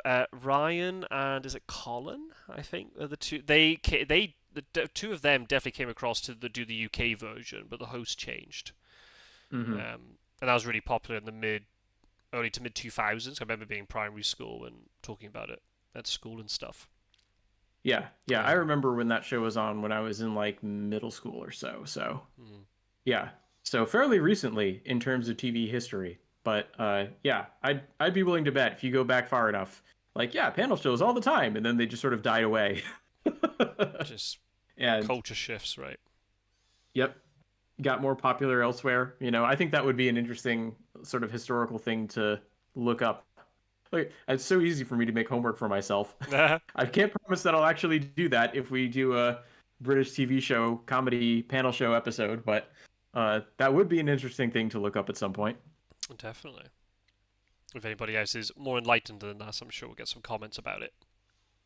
Yeah, but panel shows fairly common on Japanese TV. Like, it just famous person reacts to something in a variety of different situations, like always on Japanese TV. That's like the standard TV format it feels like. Oh wow. Oh well. Yeah. If you get good comedians on, then I guess it can work anywhere, I suppose. Um, Yeah. Very good. Well, there you go. I shoehorned in Taskmaster, so there you go. Well, You did it. you can now bring Yep. it back to the pre-planned schedule of That's the right. podcast. Yeah, well, I had a great segue all worked up when we were talking about board games and reaching out and, going outside your comfort zone, but being welcomed into communities like the Wingspan community. And then we had to talk about TV, and now it's all gone. No, no. I'll edit that out. It's fine. But no, no, no. But yeah, we were thinking today it might be interesting to go and sort of revisit an old Scott Sword topic because it's from before I was on the show. Talk a little bit again for Scott Sword and for the first time for me about sort of board gaming in our lives and the ways that it's influenced us and how we got interested in board games and sort of things. And you can see this would also tie into the Shrike That conversation. There were all sorts of great segues. And then we had to talk about Taskmaster. There's Taskmaster, the board game. Oh, there you go. There you go. There's a segue. I didn't know it existed. So if I'd known it existed, I could have made it work. But oh well. It's so funny. I feel like I was watching another skit. It was a British TV skit where they did like this commercial for the inevitable board game that comes out for the panel show that you love, and how Oh, it's got all these bizarre yeah. arcane rules that you can't really follow. Yeah. Sounds about right. Yeah, there's so many of them now. It's so marketable. There you go. I Wow. guess question, did you come from a board gaming family as a kid? So sort of, and this is the thing that I think is interesting and that I wanted to ask you about is I played a lot of the I don't know what to call them, like traditional board games where um are you familiar with Monopoly? I'm curious about this. Very much so, to my detriment, No, probably. to your detriment. Oh no. Sorry, yeah. Monopoly's got a bad rep in the board game community. But yeah, there was a period of my life where almost every Sunday we played it. So Oh, there you yes. go. Yeah, no, I was huge into Monopoly as a kid. I was curious because I didn't know how international that board game was. Oh, Feels like a very American game. well, I guess the original version was the original version American. With the, I'm trying to remember. Monopoly has a super interesting history. I was actually just looking this up the other day. It's Um, wild. it was Yeah, it was made by this woman. I think it had to have been an American woman, because I think Parker Brothers at the time, which is the company that ended up with the rights for most of its life, was an American company. But the woman who came up with it, like, intended it as like one half of a two-part series of games, right? So Uh-huh. Monopoly was the landlord's game to some other thing. I can't remember the title of the other sort of like half of the game. But the whole idea was you would play a game where everything was structured around monopolies and have a miserable time. And then you would play part two where everything was structured around like community-based investment and have a much better time. And so it was supposed to be this board gaming way of expressing an idea about economic systems. Right, and And criticizing capitalism and all monopolies and all this sort of thing. Yeah, yeah, yeah, and she was having a dinner party one time, and some one of the people who is credited as the inventor of Monopoly came over and was introduced to the game and was like, "Hey, this like part one is really fun. Can you give me the rules to that?" And so she gave him the rules, and he then went off and decided to market it as Monopoly. And very quickly after he started producing his version of the game, because she had a patent on her version or something like that. She had some sort of legal right to it. So he started to make his version of the game that was legally distinct and was just the Monopoly part of the game. And that started to catch on. And so Parker Brothers, the big corporation, came in and bought it off of him. And they started mass producing it. And they found out about this woman who had the original sort of legal claim to it.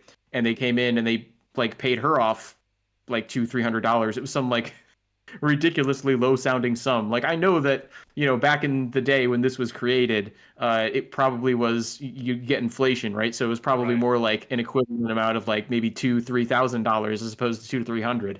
But even still, that's probably a pittance compared to what they've made on Monopoly over the years. Hmm. Um, Yeah.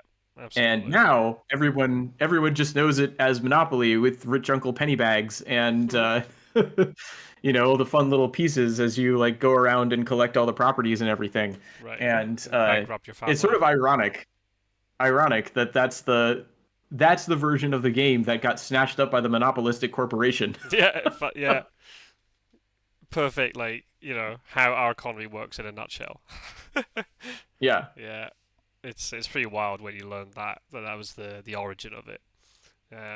Hmm. So yeah, I mean, I've always grown up with Monopoly in the house. My parents had an old London version of it, and then now there's so many regional varieties of it, and now it's Yeah. every franchise under the sun has a Monopoly version, and it's everywhere now. You can't really escape it. But Cool. yeah, I've played that a lot.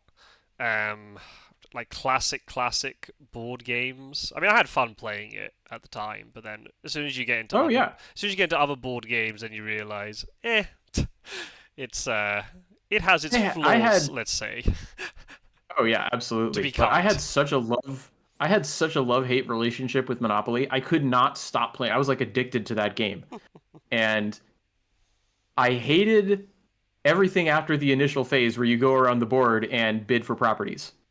Everything after that part of the game just became miserable. And it's so cutthroat. Like it so incentivizes you to want to. It gets you in that monopolist mindset, right? And you're just constantly looking to bankrupt everybody else and just waiting for them to land on your properties and have something bad happen to them. But everything's constantly bad happening to you. And then by Right. the end of the game, someone's gobbled up the entire board, and you're just like, ah. And we'd get into like shouting matches and approaching like fist fight level disputes over the tiniest, stupidest little things about moving pieces around on the board. But I could not stop playing that game. I loved it. I had this special edition of Monopoly that came with this nice wooden box. I had this was my first time I had ever seen a brass piece of work. Oh. Like in the way that it like develops a patina over time. I was like, oh, I had no idea that brass like literally ages.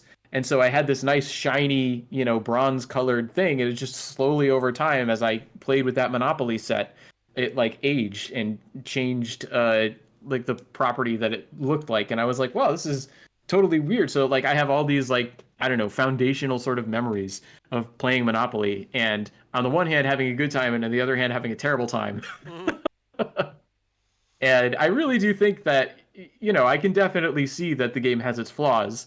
And again, sort of like you, having played a lot more board games these days, I don't know if I'd necessarily go back to it, but it has a special place in my heart for just like all the time that I spent growing up insisting that we play Monopoly and, getting into fights and then going back to Monopoly. And it And was then regretting everything. crazy. I had to play it. Yep, I had to play it absolutely. recently. Um, Mm, at a little family get together. Because normally we play other stuff like Ticket to Ride or maybe Catan. I'm not a big fan of Catan, to be honest, but I'll play Catan if the others yeah. do, or Ticket to Ride, or we've been trying to introduce some other games. But the only game they had that particular time was Monopoly, and I got dragged into the game a little bit. And as I was playing it, I was thinking to myself, yeah, yeah, I am not a Monopoly fan anymore. It's Yep. not my thing. I mean, I've told you before. I hate dice. Dice just are Yes. cursed against me. Yep. So I will. I don't like dice at all. I know Wingspan has dice, and that is Hmm. probably the most frustrating aspect of that game, but you can kind of work around it. There are mechanics that you can sort of engineer things a little bit in your favor. But if you just in Monopoly, if you just roll that dice just slightly wrong and you land on a property or don't, that's the game completely changed. Or Risk. Yep. Oh my god. Don't get me started. I've never played a full game of Risk. I had to play the legacy version of Risk. It was enjoyable. I like the legacy aspects of that game and the cool stuff that Hmm. we'd unlock, and the factions had different powers. Loved that. On board with Hmm. it. The gameplay, no. Hmm. Fed up of like, I'm going to make a strategically correct decision, and the dice are like, nope, you not doing that. Yep. You're going to lose all your troops here for no Yep. reason. The one guy at the edge of the territory you're attempting to conquer is going to destroy your entire army. Yeah, yeah. Oh Yeah. my god, just Oh man. bunkered down for the most Risk. insane siege. You've fought off the entirety of my fourth division or whatever. Just that one Yep. lone guy. Oh man. So that's Yep. very, and also then when you're playing with people eagerly competitive, it just ends up being stalematey, and then you have to kind of say, "Come on, like we have to start making some moves, otherwise no one's going to win." And then you're always on. Well, I was on the receiving end of it most of the times. I didn't win many of those games. Not that I'm a Yeah. sore loser or anything, but Mm. yeah, I hate dice. Dice hate me. I Yeah. hate dice. If I see the dice in front of me, and then I can make decisions based upon what the dice are already showing me, then I'm on board. But Hmm. if I make my entire strategy plan and then I have to roll a dice to see if it's going to work, I'm not on board with that. Yeah. I'm not on board. Yep. That's Um, so funny. I'm so like the total opposite. I mean, not in the sense that I don't appreciate games that don't use dice or that minimize their use, but I've got something in me that responds to that sort of gambling, where it's like, mm, okay, you've done all you can do. Now let's see what the dice say. Um, oh, look at you! but You want Risk, fate decides. absolutely. Risk is like a fundamental game for me as well. Possibly more so than Monopoly, because I, for a while, had a friend group where pretty much all we would do when we got together was play Risk. Wow. And we got this set where it wasn't like we played the traditional game of Risk, I think maybe 3 times total over a span of like 5, 6 years. And every other time we got together to play that game, we did the variant where you had to achieve certain objectives, and whoever was the first to achieve an objective would be the winner. Right. And I feel like that sort of patches up a little bit of the hole of Risk, which is if you're playing World Conquest, there gets to be a point where someone's out of the game, but they're not technically out of the game. Right. And they just hang around being bored, knowing they don't have a chance for like 3 hours. Yeah. And that's just a miserable experience. Whereas if you've got the objective cards, it could look like you're losing, and then all of a sudden you take this one territory and you've won the game. And nobody has anything they can. It's just stunned silence around the table. And I don't know, something about the ability to just build up those pools of armies, get the maximum number of dice that you can roll and try and fight it out. I think that's part of the reason why I like War of the Ring as much as I do, is because it's sort of an evolution of that Risk game. And there's even more luck involved, I think, in War of the Ring than there is in Risk. Even though, like Risk, it's all dice-based combat. War of the Ring is all dice-based combat, and it has decks of cards, and it has tiles that you draw out of a bag for how corrupted you get on the hunt. Or it's just stacked layers of additional luck as well as complexity. And it's just, I don't know. I love that sort of feel that you get when, like, okay, I've done everything I can. Now what's going to happen? I think a Yeah, lot. but that friend group were just to finish the thought. Sorry, friend group that we had where we just played Risk all the time. Just foundational memories for me. In particular, I played this one version. This wasn't actually the group that we would go on to play, but the thing that inspired me to bring Risk to that group of people was a game of Lord of the Rings Risk that I played with a different friend group, and I had so much fun that it was just like, all right, well, that was amazing. Let's go get the like original game and play that with everybody. But sorry, go ahead.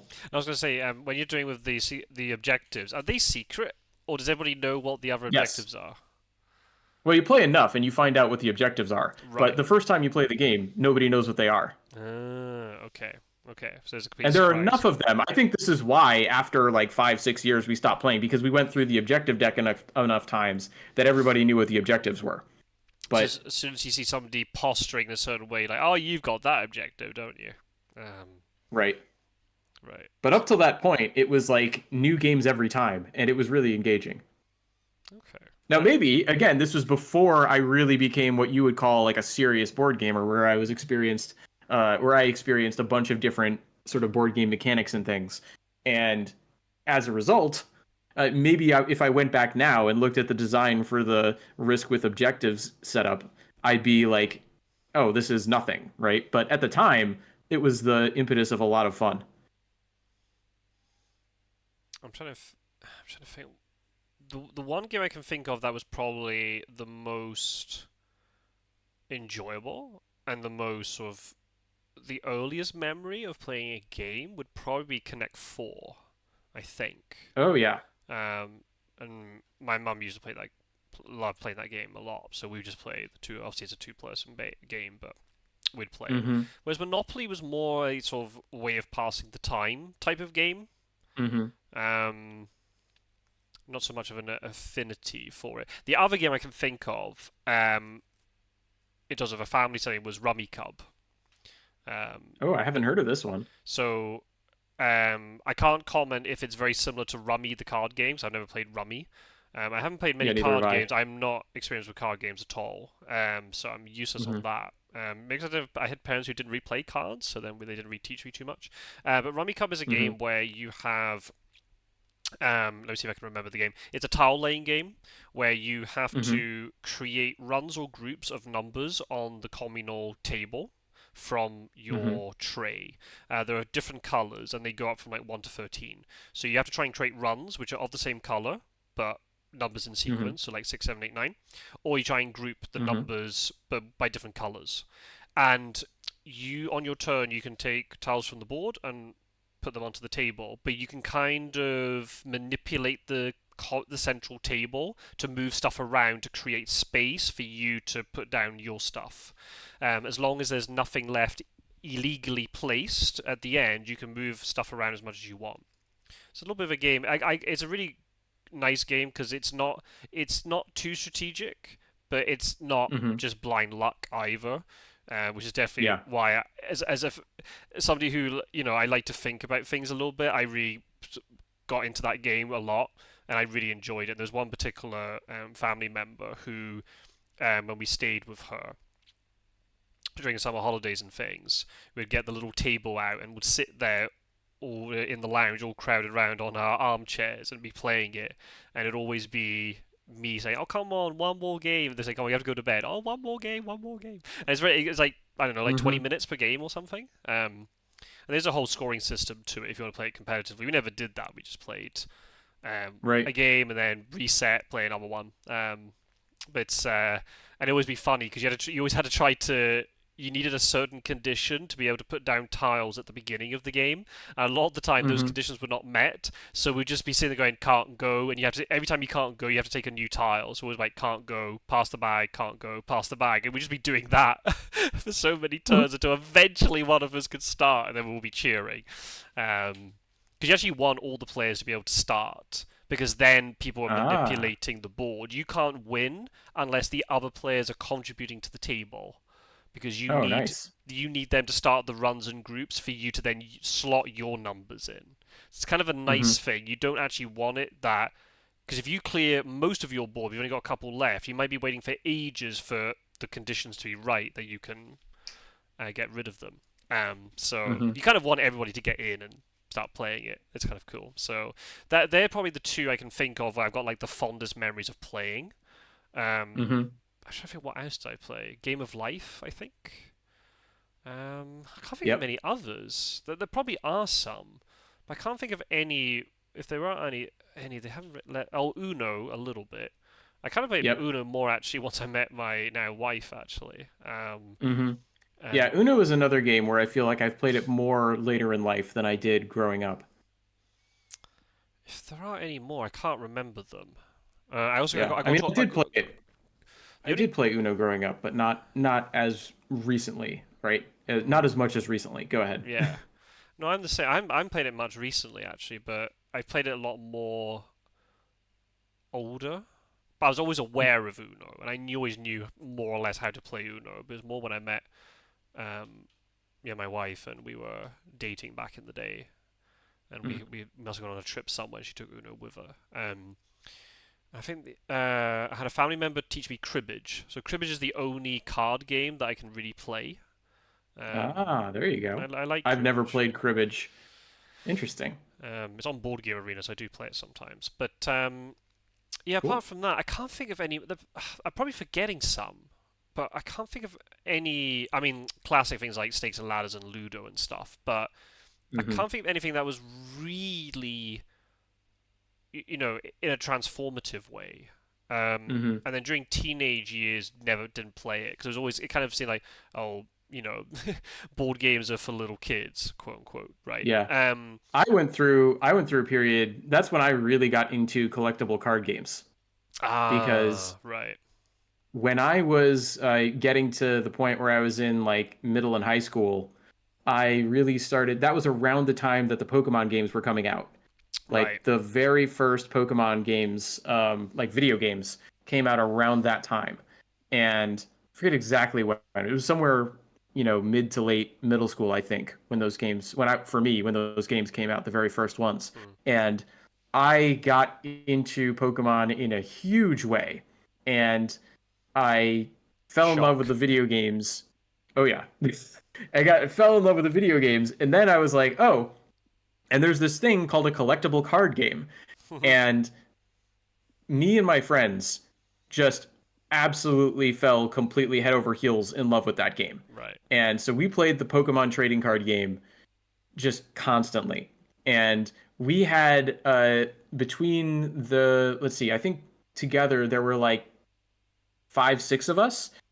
We just pooled all of our money so that we could buy these massive like retail style packs, right? Not Hmm. like, so you know how you buy booster packs for collectible card games and there's like 11 cards in a booster pack? Yeah. Well, when you go to the store, you can they have this like tray that they set out that has like, I don't know how many, but like 50, let's say 50 of these booster packs all piled up, and you take one of them and you go to the register. Well, that's how we started to collect them. Then we got so into it that we found a website that was just a wholesale website that would sell you the thing that they put out at the store full of booster packs. And as long as you paid a minimum of $100, you could get like you could get those things that they put out at the stores. And so Whoa. we put together, we'd save up over like doing chores and like, mowing the lawn for people and all these sorts of things. We'd save up all our money and allowance and everything and get to the point where we had like $100 to place an order, and we'd get like 3 of these gigantic store like pack collections of booster packs. And so like as soon as a new set came out, we would, just by buying in such bulk, have like 80% of like every single card in that set. Wow. And we got in at the ground floor, right? We got in at the base set when there was no other set to collect. Hmm. So it felt like we actually could collect all the cards, especially because we eventually found this strategy where we would just buy the retail packs. Hmm. So we had A this, whole new level. Yeah. yeah. So we just had this whole gigantic collection Wow. to make, like, we had a pooled collection and everyone would make decks out of that pooled set of cards, and we would just play each other constantly. And we'd go, they had these things, they called them Pokemon centers, or maybe they weren't called centers, but I want to say that's what they were called, where you could go, and it was really just the local Toys R Us, which is a toy store that eventually now has gone bankrupt, at least in the States. No, we had it. But we used to We go to had the it in the local. UK too. Oh, okay. There you go. But we'd go to the local Toys R Us, and they would have the Pokemon like trading card game club, and we'd go. Of course, we would smash all the poor little kids because we'd be playing like elementary schoolers Oh who didn't damn! have access to these incredible You like, absolute bad boy! Oh my goodness! yeah. What is And we'd this? earn these like badges. I'm a for Pokemon participating in champion. these local challenges. It Oh wasn't my even goodness. close. Oh wow. Mental. Yep. So yeah, so that was amazing. And then from there, it was just like I loved the experience so much that it was like I wanted to find other collectible card games to play because the awesome thing about a collectible card game is it always feels like you're in this situation where you're possibly on the back foot somehow, but you feel like the answer is there, you just need to find it. Hmm. Like if you just play the right combination of cards, you can get out of the sticky situation and find a way to win, find a way to come back. Right. And it's like, okay, well, maybe I can like reach into my deck and find an answer there, or maybe I can do this other combo, or maybe I can do this thing. And of course, your opponent's doing the same thing, and it creates this amazing sense of back and forth. Uh, that, you know, I mean, I've been chasing that ever since, right? You get some of that in Fury of Dracula. Hmm. Uh, and eventually, you know, we figured out this is a gigantic money sink, but it took years for us to get to that point. And of course, as a kid, you Um, don't care about that. You got all these cool oh cards, yeah. and especially if you're watching the TV So show and you're loving it and everything. So, yeah. So we got into I got massively into the Pokemon trading card game. I then got into another sort of relatively obscure game that sort of built itself. It started as a collectible card game, and then they eventually made some video games from it. I don't think it ever got beyond sort of what I would consider a niche level of popularity. But there was this trading card game called Magi Nation that me and my friends got really into for a while.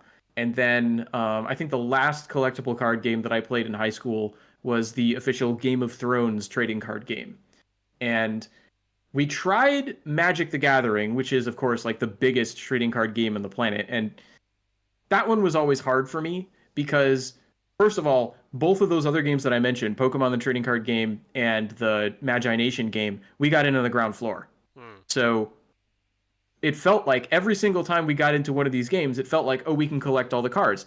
Magic, that game had already been going for like, I don't know how many years by the time it was a possibility for us to play it. And so it never felt like we could collect all the cards. And I realized that there are other ways that you can play Magic the Gathering that don't involve you having all the cards. But coming from the perspective of a game where that was possible, it felt like, well, why would I want that experience? And then eventually I did get to like play some of it, and just the way that Magic worked compared to the other games that I was more used to at that point, it felt weird. Like all the different games that I was playing, you would have some proxy that you put on the table that is like the character you play. In Magic the Gathering, like you yourself have a pool of hit points. Like I think you're supposed to go with the fantasy that you are like the wizard that's building up all this power. I could be wrong. I don't really know Magic the Gathering that well, but that was the impression that I got because you yourself, right? There's no character on the board that represents you. You have 20 HP that the opponent is trying to tick down. Right. And I was like, that's bizarre. Why would they do it that way? Why don't you should have a character that you're controlling? Just because I played so many games that worked that way at that point, that was just natural to me. Right. And it was, you know, this similar sorts of mismatches where it was like, I don't think I'm gonna really get into Magic the Gathering. And I was getting old enough at that point where it was like, if I really want to get into Magic the Gathering, it's gonna be very expensive, and I don't want to spend that kind of money. But Because you're an adult with real responsibilities. yeah. Yeah, yeah. My only exposure to my first exposure, to say, to Magic the Gathering, and obviously now I know of people who play it, and I see them playing it. Well, I see at least on Discord. The Discord notifications say you're playing Magic the Gathering. Um, was seeing it on The Big Bang Theory, and I was just so confused. Like, what the hell is this game that they're playing, and all these terms they're Hmm. throwing out? And then I've been to a couple of there's a section of Barcelona. I've not actually seen it in the UK, but there has to be people playing it in the UK. Just I haven't seen it, but I went to Barcelona one day to check out the board game shops there, and they were all. And I went on a Saturday, and they were all full of people playing Magic the Gathering and actually like in competition and all this like a Hmm. really organized event. And I was just like, what the hell is going? I'm so confused by it. And yeah, I just don't even want to. I don't even want to dip my toe into that world because A, I don't know if I'll like it, but also B, it'd be so overwhelming for me to know there's so much stuff. It's like the same. I mean, I know it's a Mm-hmm. completely different thing, but um, I would never recommend anybody to start playing a game like League of Legends, for example, because I just now just like I know it's a completely different thing, but there's just so much to Mm-hmm. learn initially, and just so much to try and get your head around, and just too many characters and too many things. I would just be lost. I feel so. I'm just like I'm leaving that to all those people. I'm just gonna let them do their thing, and I'm not gonna get Mm-hmm. involved with it. And you talk about mana or whatever it is, whatever it is they talk about in that game, I'll just leave them to it. With Mm-hmm. Pokemon, I wasn't really. I do actually have some of the cards, but I don't know where I would have got them from because I wasn't really into it. I did watch the TV show a little bit, but it wasn't Mm-hmm. such a formative part of my childhood as many other people of my age. I'm trying to think when I Mm-hmm. was probably around. Yeah, because you are slightly older than me. I was probably like early primary school age when it was on TV.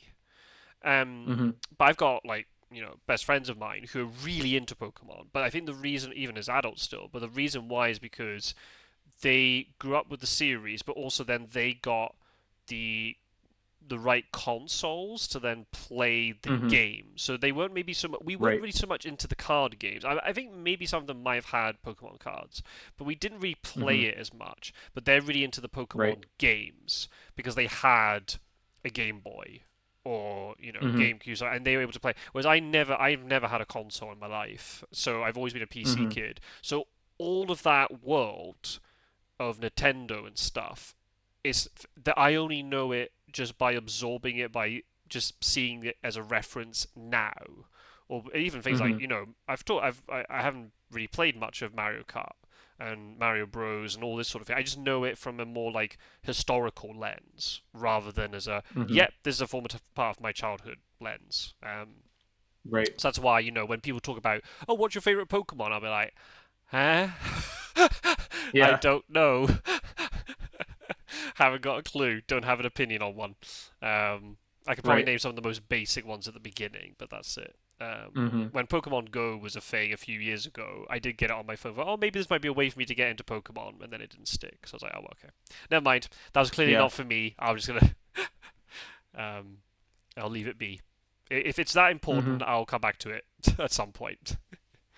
Yeah. Um, so yeah, the only thing I can think of that is probably comparable to your Pokemon collection, which again is a completely different thing. It's not games, but there's a bit of a trend in. I don't know if it's so big in Europe. In the UK, it's quite a popular thing. Again, maybe now I'm not sure if it's as popular as it used to be, but for every season or when there's like a World Cup or the Euro like championship and stuff, and there'll be a sticker book for all the footballers and you'd go and get these like little Ah. like the little card packs that you'd get, same like a little pack of stickers, and there'd be like 10 or 15 Right. stickers in them, and you then go and stick them into your book, right? And you'd fill out the book. And I did have one year Mm-hmm. where I managed to fill out the entire book. I can even remember what Oh, I can remember. sweet. I can remember what season it was. It was the 2004-05 season of the Premier League, the English Football League. I completed the book. There was some that I was missing, but at that time, you could. I think that they probably still do it. I had a lot of duplicates and stuff, so I was able to kind of trade the duplicates, and I got the ones I was missing in that. So did fill out the book, and I have seen recently that they still print them, but they're quite expensive. And once you work out like how Mm-hmm. many packs you're gonna have to buy to fill out the collection, and also like I'm not really big into football now than I was, back then. Mm-hmm. So I was just like, I'm not really fussed about it now. But oh man, like I had one year in particular, I was just so obsessed in going to the local shop, and every time we had any excuse, my mum and I were finding any excuse to go to the shop just to then quickly go and get another sticker pack and see if I could get just a little bit more progress going on. But towards the end, Nice. it was just duplicate, duplicate, duplicate, duplicate. Yeah. Because it's just we'd bought so many packs and things. It was really Yeah. fun. Yeah. That's exactly how that works. Which, it's fun, but then you look at your what you paid, and it's like, wasn't that fun? Well, to be fair, this was like pre what's it called? It's like if we're talking about 2004, 2005, that's pre-economic crisis economy. So Mm-hmm. everyone was really happy back then, more or less, and Oh things yeah. were definitely not as expensive as they were. But I would never do it now. But I know there are some people who are really into it. The company who makes them is called Panini, which is a little bit of a misnomer. When people hear it, it's like, "What? Hmm. You mean sandwiches?" It's like, no, no. It's a collectible Mhm. company. They do other things as well, but yeah, they're very big in the UK for that. I don't think that's maybe made its way across the pond. I don't think. Well, I mean, the Well, for concept of, well, I baseball, guess not maybe. stickers, but yeah, we have baseball cards were sort of the original collector's cards. Mm. There are definitely people who are like hugely into baseball cards. My brother actually got into baseball cards for a while, and yeah, that was something I never like as heavily obsessed as I was with my Pokemon cards. I'd be like, "What are you doing with these stupid baseball cards?" Nah, it's not as if It's we the you can same. battle against each other with them. Yeah. Yeah. Well, that was the other thing too, is that so many people just buy the Pokemon cards because they're cool, right? Or Mm. they want to be part of a trend, or they want to have a collection. And like this happened with my nieces. There was a period where they were really into Pokemon cards, and I kept trying to get them to play the game. I was like, the game is fun. I promise. If you put together a deck, the game is fun. They were like, we don't want to learn how to play a game. These are just nice cards. You can play a Oh game with them wow. though. Get told, Uncle Rook. You Yeah. got told. Yeah, and you destroy the value. Like if you care about the value of those cards, which some people really do, you Right. destroy the value by playing with them. Right. Right. I was gonna say I had if you got a like, mint collection, I dread to think, especially if it's from the original set. I dread to think how much it would cost. yeah, I Yeah. had a copy of like the most valuable card. For a while, I didn't even know it was worth anything because I didn't realize there was this whole secondary market Mhm. of people who would just buy singles. And like if you had a really like in demand card, it would be worth a lot of money. And like the very first thing that I got with my for my Pokemon thing, we bought like a starter set, which includes like a deck that's like maybe half size or something like that. It wasn't quite enough to make up a deck. So you had like a set deck, and then you had a set of 3 booster packs that went with it to fill out the other half of the deck. And in one of those initial sets of booster packs, I got the rare hollow Charizard card. And uh it's like that's the card that I think it was a few years ago now, like went for thousands of dollars in some auction. Whoa. And I utterly destroyed it. Oh no. But you had fun with And it. That's the thing. That's the oh yeah, value. That's the I value in had it. for me that's the value, and for whoever sold it for a dollar, they're very happy. I'm sure that I destroyed it because that increased the scarcity of their mint condition one. But yeah, like even if I don't think I have that card anymore. Even if I still did have it, it certainly wouldn't be worth what that person got for it because it was, all the holographic stuff that they used for that effect had flaked off and it was like creased and used. So totally worthless at that point. But I had no idea that it was valuable. That was one of the interesting things about learning about collectible card games was going into these shops and realizing, oh, people will pay money for singles, and the person behind this card counter being like, you should really be playing with those cards in protective sleeves, and even then, the really valuable ones, you shouldn't even use the sleeves on. And me being like, yeah, yeah, like that's obviously what smart people do. And the guy looks at like my collection is instantly knows that I'm faking. Oh dear. It seemed to like a completely different thing, but I like decorative things. But Hmm. if I buy something like a vinyl, I Hmm. want it to listen. I don't want it on display. Hmm. If the whole collection's on display in terms of like, is it like in a cabinet where you can see it? Like I'm on board with that, but I don't want it Right. to be in some sort of display case that I can't then get out and use it. I don't want things to be mint in box. I mean, I know people are Hmm. really into that, and that's absolutely fine, but I don't know. I personally wouldn't get enjoyment out of it. I want to buy something like that I will use or listen to, and you get the enjoyment that way. But I know other people, they get their enjoyment just from having the thing, and then they build Hmm. part of a collection with it. But Yeah, and in particular, if it's something that you think is beautiful, I can see the value in just having that for ornamentation, right? I think that's totally valid.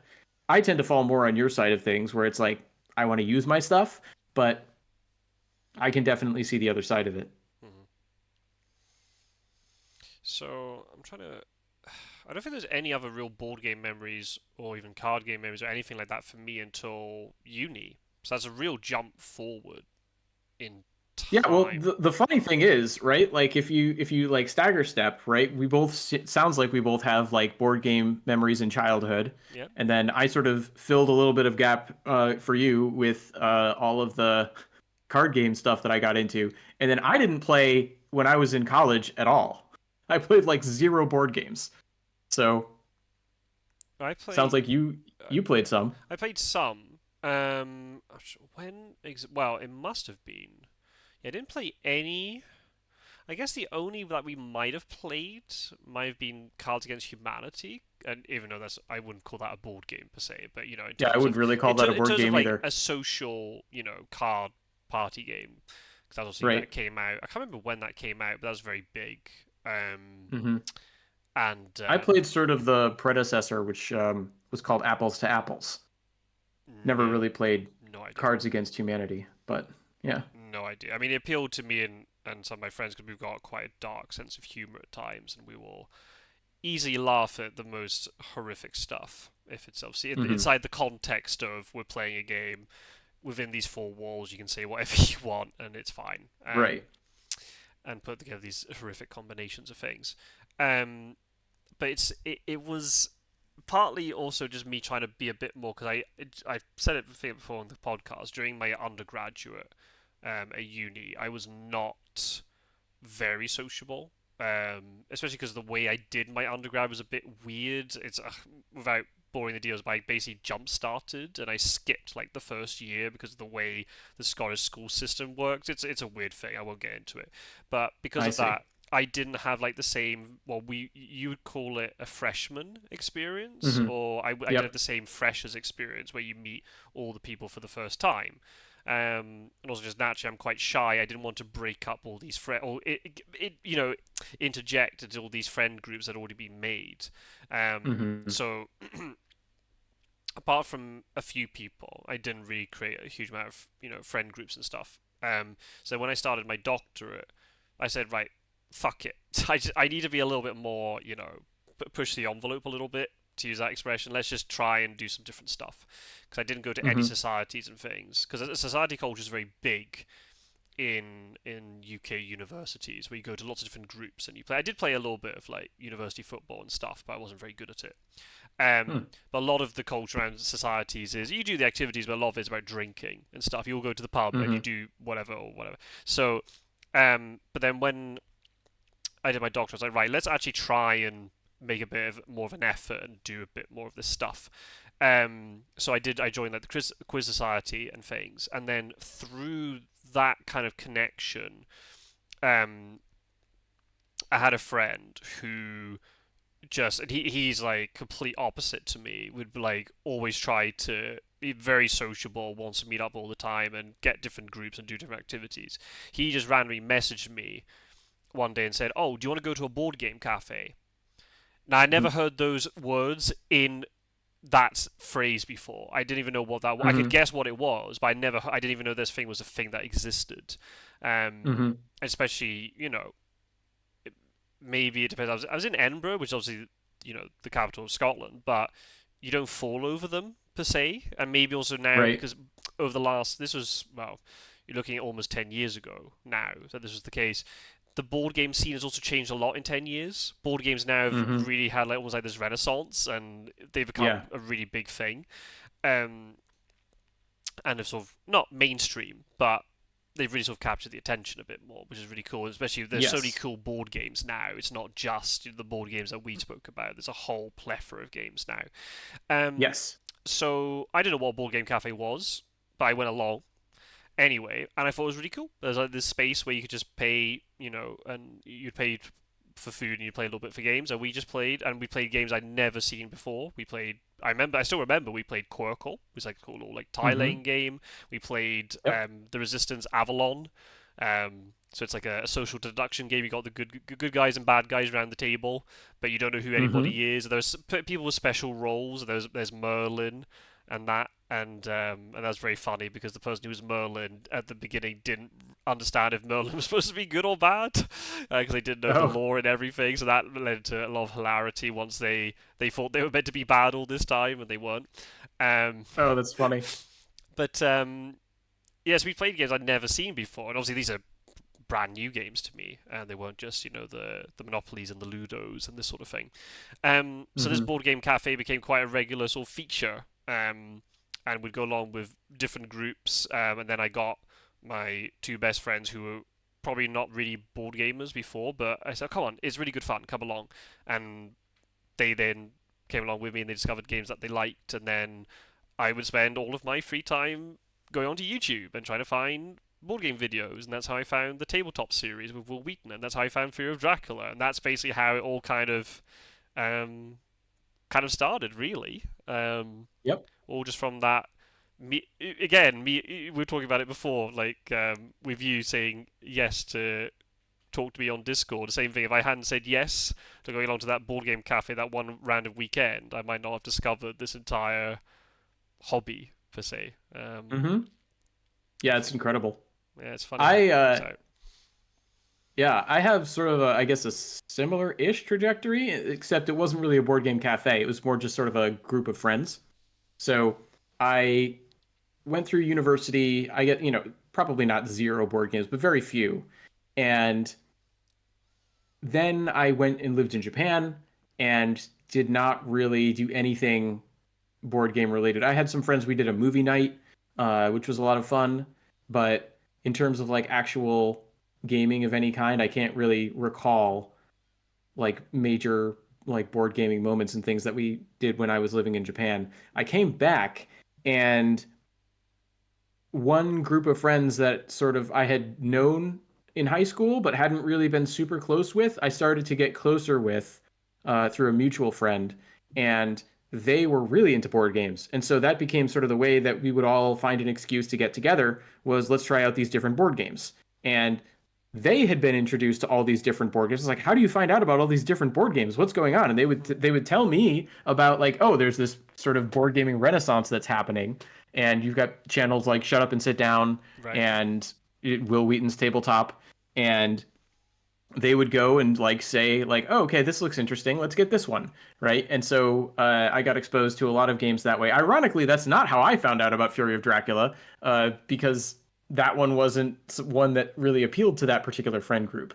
It was only later when I reconnected with Strider, who's also long been into board games, and he's the person who I play Lord of the Ring with. I think it may have been Lord of the Ring that really got us back seeing each other regularly again after I came back from Japan, because there was a long time where like Strider and I were friends in high school, and then and a little bit into college, and then I went to Japan. We sort of fell out of touch, and I think it was board gaming that really started to bring us back together because we would have board game nights, and he would invite me over, and even before it became like a wider thing where other friends would join in. The nice thing about War of the Ring is it can be a two-player game, so Hmm. it obviously.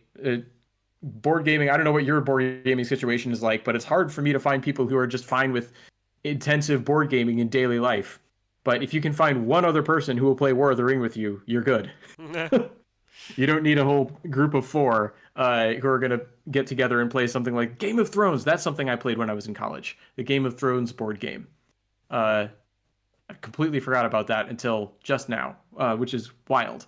I didn't play it much. I think I only played that game like 3 times, but um, very different sort of experience.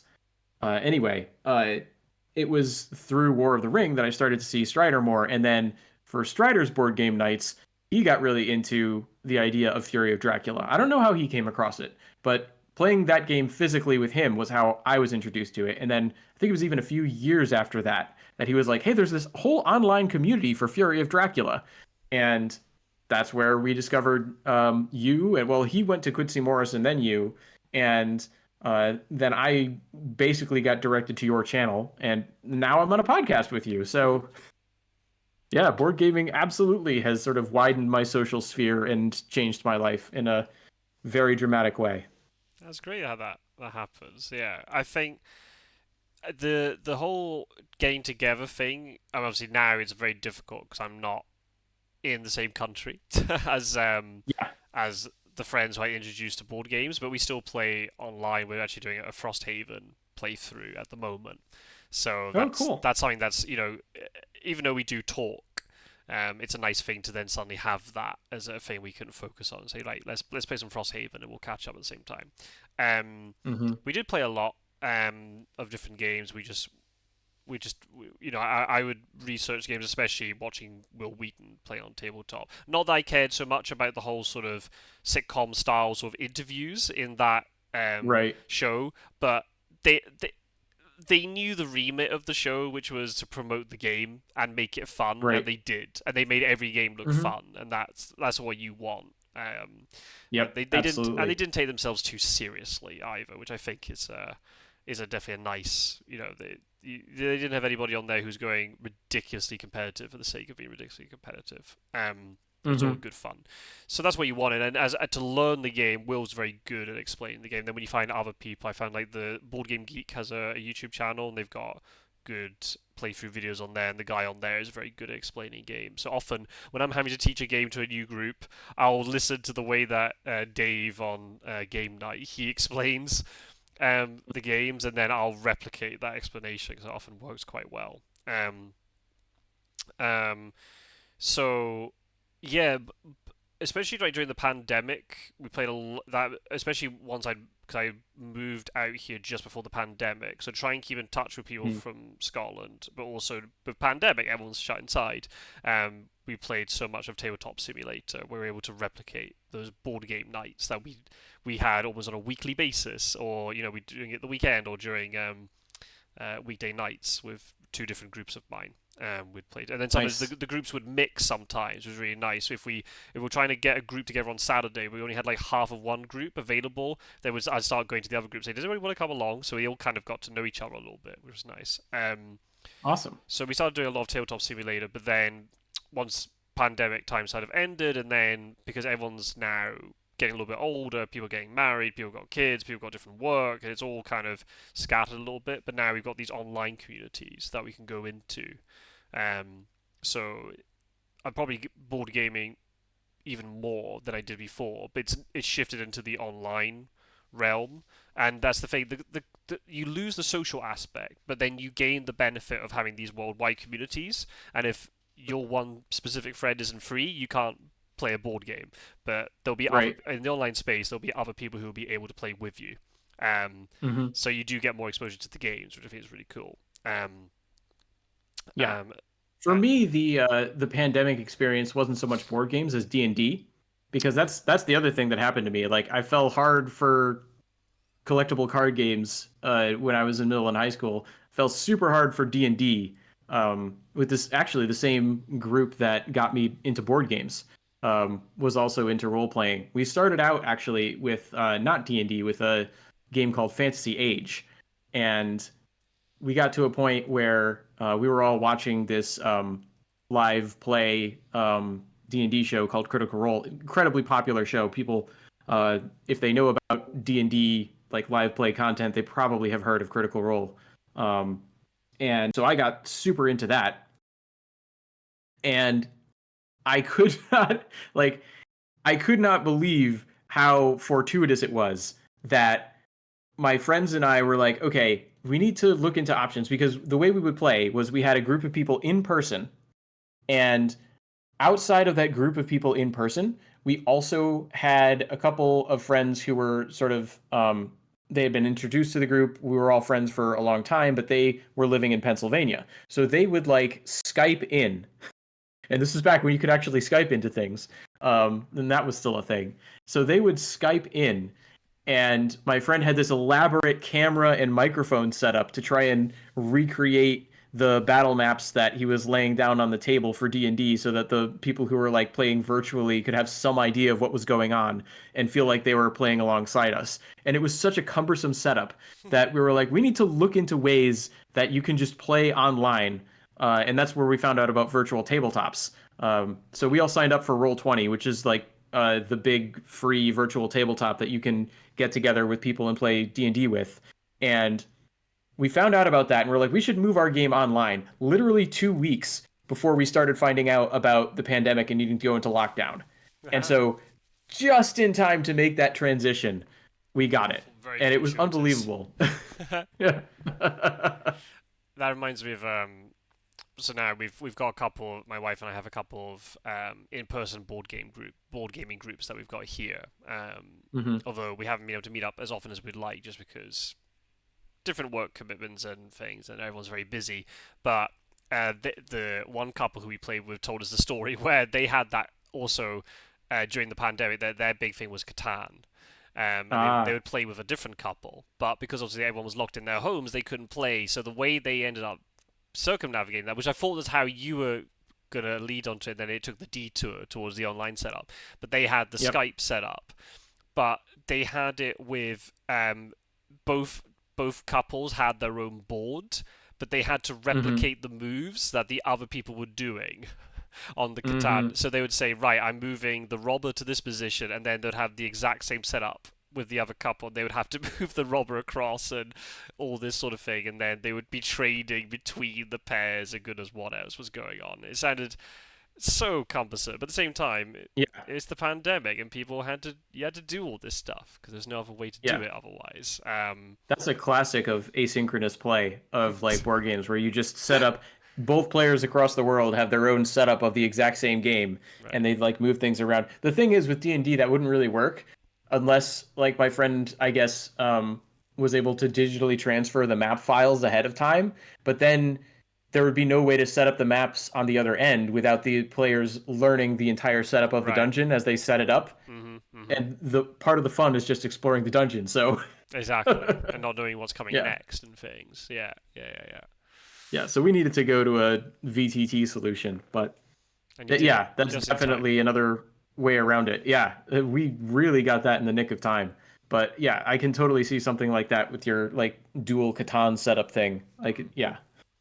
Well, the I feel I don't know if these things existed before the pandemic. There's obviously now been this big explosion of the digital board gaming, right? So it was Hmm. like even like Fear of Dracula, a game that is Yep. pretty niche, has its own digital app, right? And you've got Yes. Wingspan, which is huge. I just bought while I was sick. I had somebody was telling me to buy Cascadia, which is Hmm. a cute little sort of nature-based puzzle board game.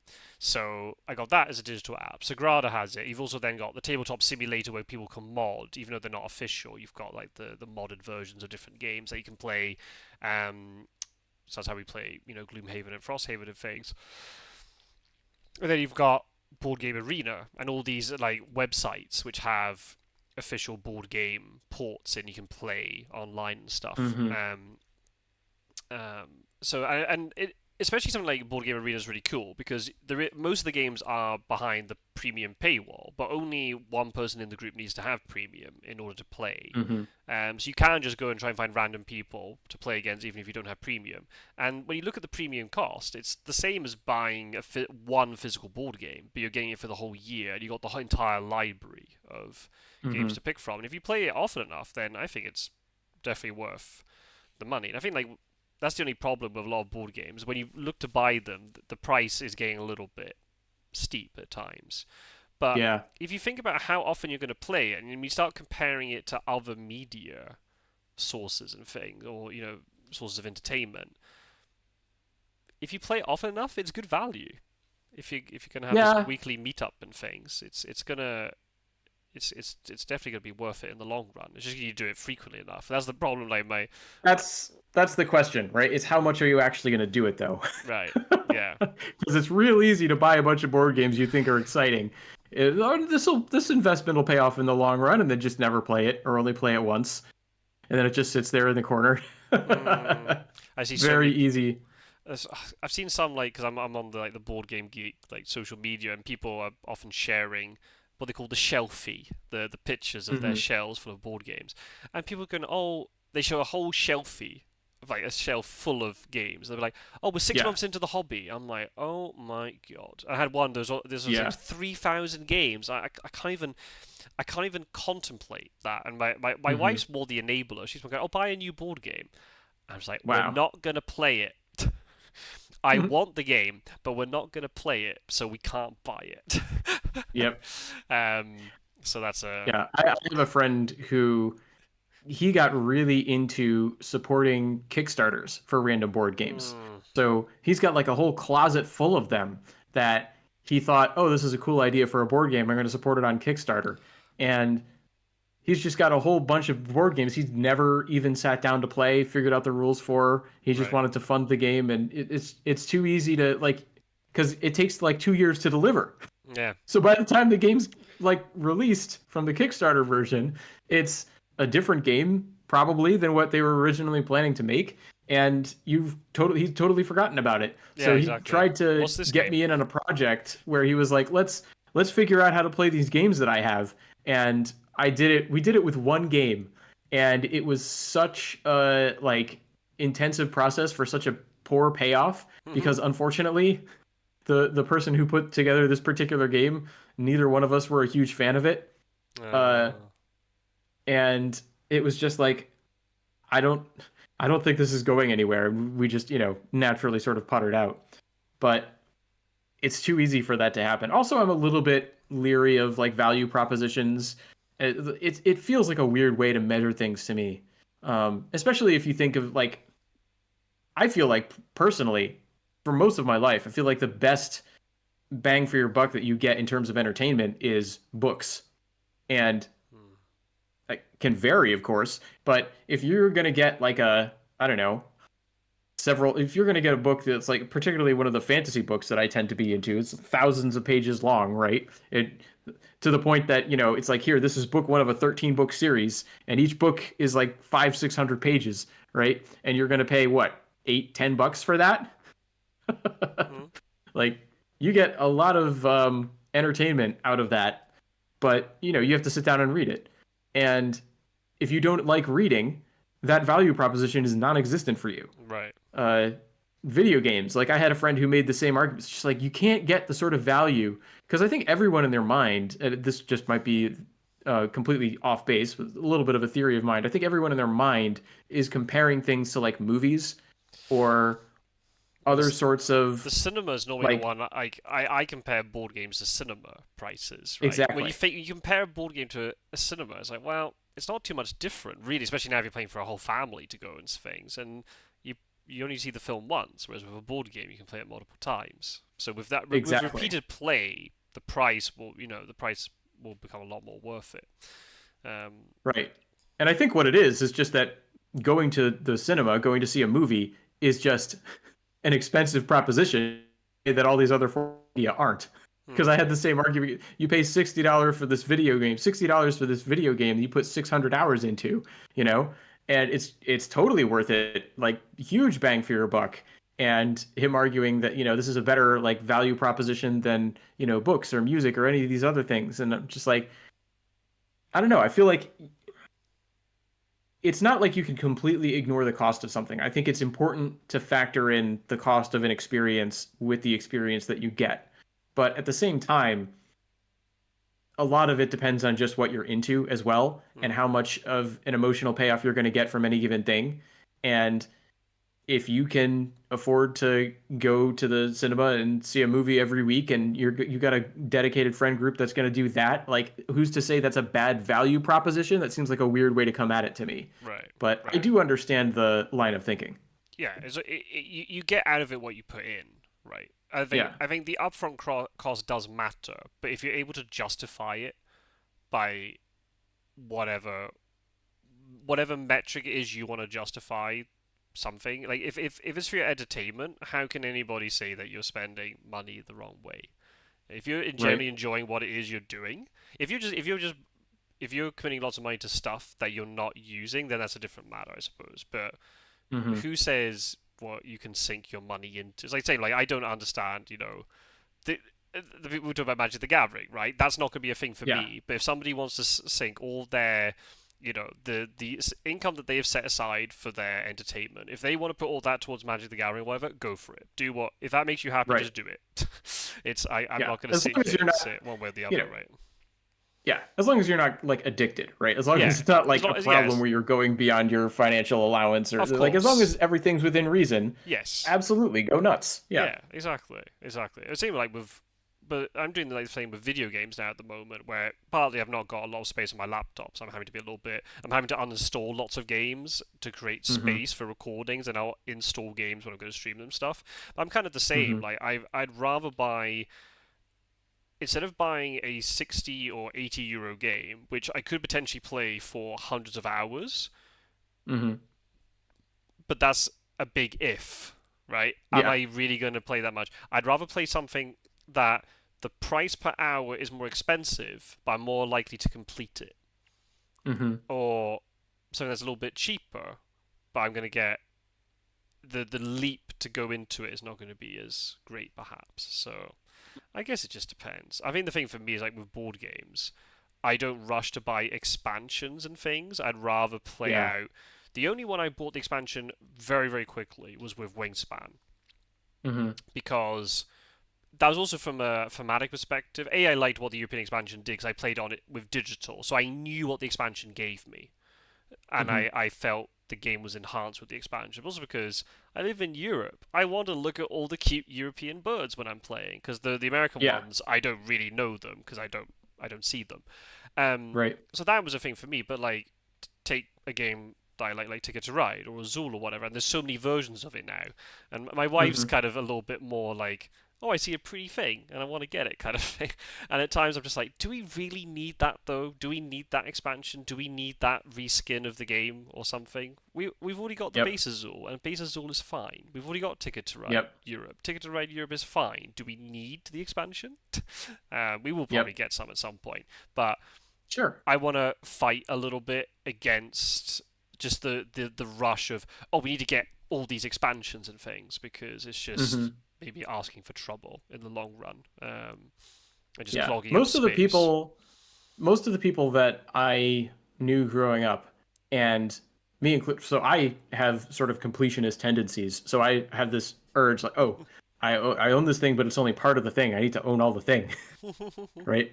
And I get the same way about video games. It's like I can't just speed my way through a video game. There are people who like it's this whole giant community in video games where they speed run video games, and everyone's trying to get like the quickest time through the game and do as little as possible so you can get everything as fast as you can possibly Yeah. get it done. And it's like completely antithetical to the way that I play video games, where no, if you're not looking at every single last little like nook and cranny, what are you doing? I want to get my money's This is worth. this is actually why it's not about getting my money's worth. It's just about the way I play games. And like this is why actually that I have such of a hard time with open world games Oh. because I bought this one. Everybody loves this game. The relatively recent Legend of Zelda. Mm. I'm thinking of the most recent one, which is Tears of the Kingdom, Breath of the which Wild. is Breath of the Wild. Yes, that's the one. I had a friend who was just like really into it, and it was just very well reviewed. And I picked it up because I like Zelda games, and when I bought it because I didn't buy it new. I bought it and it came with this like expansion pack. And one of the features in the expansion pack is it had this little line that followed every step that you took in the game. So you could see where you had been and where you hadn't been in the world as you played through the entire game. And I don't know, I traditionally have a bad track record when it comes to open world games in general, but I don't know how much this one quote unquote feature like completely altered my experience of the game or if I would have bounced off of it anyway because I have issues with open world games. But when I sat down to play Breath of the Wild, I kept opening up the map and seeing where I hadn't been and being like, "Oh, I need to go there now. Oh, I need to go there now. Oh, I need to go there now." And like I literally spent I think it must have been like 20 hours and I got outside the tutorial area into the first like actual part of the world that you're supposed to like touch down in and start exploring, and I barely got through like the first plot point or something like that. Essentially, I got through the tutorial and then like maybe one more plot point at most, and I put dozens of hours into the game and I was nowhere. Like I had another friend, my friend who was like super into the game came over to be like, "How far did you get before this like crisscrossing every single possible space you could be on the map forced you to stop?" And he opened up my game and he was like, "Oh, you didn't get anywhere." Oh dear. So I'm just like naturally completionist, and that does not go together very well with super gigantic, massive game worlds. Oh So man, never played The Witcher then, because there's like, exactly, I don't know. Have you played exactly. it? Have you played The Witcher? I Because have not played The Witcher. because you I've could. heard about it. I mean, that was my. I really enjoyed. That's probably the only big open world game I've played. I loved Hmm. it. I loved it so much. And again, maybe it was the pandemic doing things to my brain, or maybe because I was trying to procrastinate from my doctorate thesis. I'm not sure, but I played that so much during the spring of 2020. I was so into it. I loved it so Hmm. much. But again, I'm not very completionist in that sense. But Hmm. it shows you icons on the map where all the different treasures are and things. And I know, like, you're gonna go off. You're gonna go off to Skellig, or is it Skellig Hmm. or Skellig? I can't remember the name. That's terrible. And you're gonna go on. You're gonna find all the underwater treasures. That's what you would do. I love the more sort of immersion of the world where I would go in going, right, I've got a plan for tonight. I'm going to spend 2 hours playing this game and I'm going to do this main quest line. And then I get distracted and try and save villagers from a monster or something. And then realize, oh, I've done nothing that I wanted to do. I got distracted. Um, Hmm. but then I had the real issue when once I played it, and I kept telling myself, I'm going to go back and replay it again. I've never done it. Hmm. And it seems to me then when you the idea of playing other big open world games, it just all feels so big and overwhelming. Um, Hmm. that's why I'm trying to be playing something more like sort of smaller, concrete games where it kind of Yeah. guides you where to go. I hope at some point I'll go back to it. But yeah, I don't have perfectionist, tendencies in that sense. In certain things, yeah, but not in that sense. But I can Yeah. definitely So I see think how that that would could be be off-putting. yeah, that would be a real issue for me, I think, in The Witcher. Anything with like a massive open world that you're like free to explore and they don't give you much direction, I have a hard time with. Hmm. So yeah, and I think it's that same sort of thing where like I see a list and it's not complete, so why don't I complete it, right? Like I get that same way when it comes to like board game expansions. I remember I was watching the War of the Ring Champ is the name of the YouTube channel, Mm-hmm. Ira Fey, and he doesn't come out with as many videos as he used to. I don't think he's released at one. Maybe he's released one this year. Just very infrequent these days. But he had a bunch of content on his channel and was still regularly releasing content when I first found his channel. And I remember him being like, "So base game War of the Ring is like the only version of this game that I'll play." And I remember thinking, you can do that? You can not get all the expansions? And it was just a novel idea to me that the base game might be a sufficient experience in and of itself. And ironically, with War of the Ring, I personally, like, I feel like very similar to Ira. Like, yeah, like the base game of War of the Ring is pretty much enough for me. Any more than that, and it starts to get a little bit too much for me to keep in my head at one time. Hmm. And Strider will like we tried out one of the expansions, Warriors of Middle Earth, and neither one of us were huge fans of it. And then we tried out another expansion, Lords of Middle Earth, and we both liked it better. He liked it more than I did because he'll actually play that version of the game. I feel like I haven't really gotten as much out of the base game. But then, to be fair, Strider's played that game. He went online and played like something like 200 plus games, maybe 300 games, Jeez. somewhere in that range in his first year being in the online War of the Ring community. It was nuts. He was playing that game constantly. And so if you play the game that many times, of course you're going to get tired of the base game. Hmm. Yeah. Of course you're going to like memorize everything and look for a way to like augment the experience. And an expansion like Lords of Middle Earth, great way to do that. There's a relatively new expansion that came out called Kings of Middle Earth, adds even less to the game than Lords of Middle Earth does. And that one feels like, okay, maybe this is the one that I would be okay with adding to the base game experience. Maybe. I still think the base game is sufficient sort of in and of itself. And if you're part of the War of the Ring Discord for long enough, you'll know that people will just come in every now and then and be like, so I've got all these expansions. How do you recommend I deal with this game? And the standard advice in the community is, well, play the base game a bunch of times because it's pretty much good to go in and of itself. It's a solid experience. It's not like one of these games where you need the expansions to make up for like rules insufficiencies in earlier versions of the game. No, the base game is solid and it's a fun game. Play that until you get tired of playing it and then introduce one expansion at a time and see what you think of them. And it's always interesting to see that experience because everyone, it feels like, and it's probably not literally everyone, but it seems like the default setting is get all the expansions and play with all of them all the time. And I've sort of realized with board game, I've been more successful about tamping down on my like completionist tendencies when it comes to board gaming than with other things in my life. Um, it's easier for me to say, no, I just like the base experience. I don't necessarily need an expansion. Right. Especially, I guess it also depends on if you play the board game also for the social aspect around the table, Oh then yeah, that's augmenting the experience, right? You don't need the gameplay to do it. I guess, but for if you're sure. playing an online space, that's understandable. It was kind of funny the other week actually. I was setting up to do my weekly Wingspan Wednesday stream, and just because of the way work went, I was actually able to catch the other content creator who streams on Twitch. Hmm. Winging It is the name on Twitch.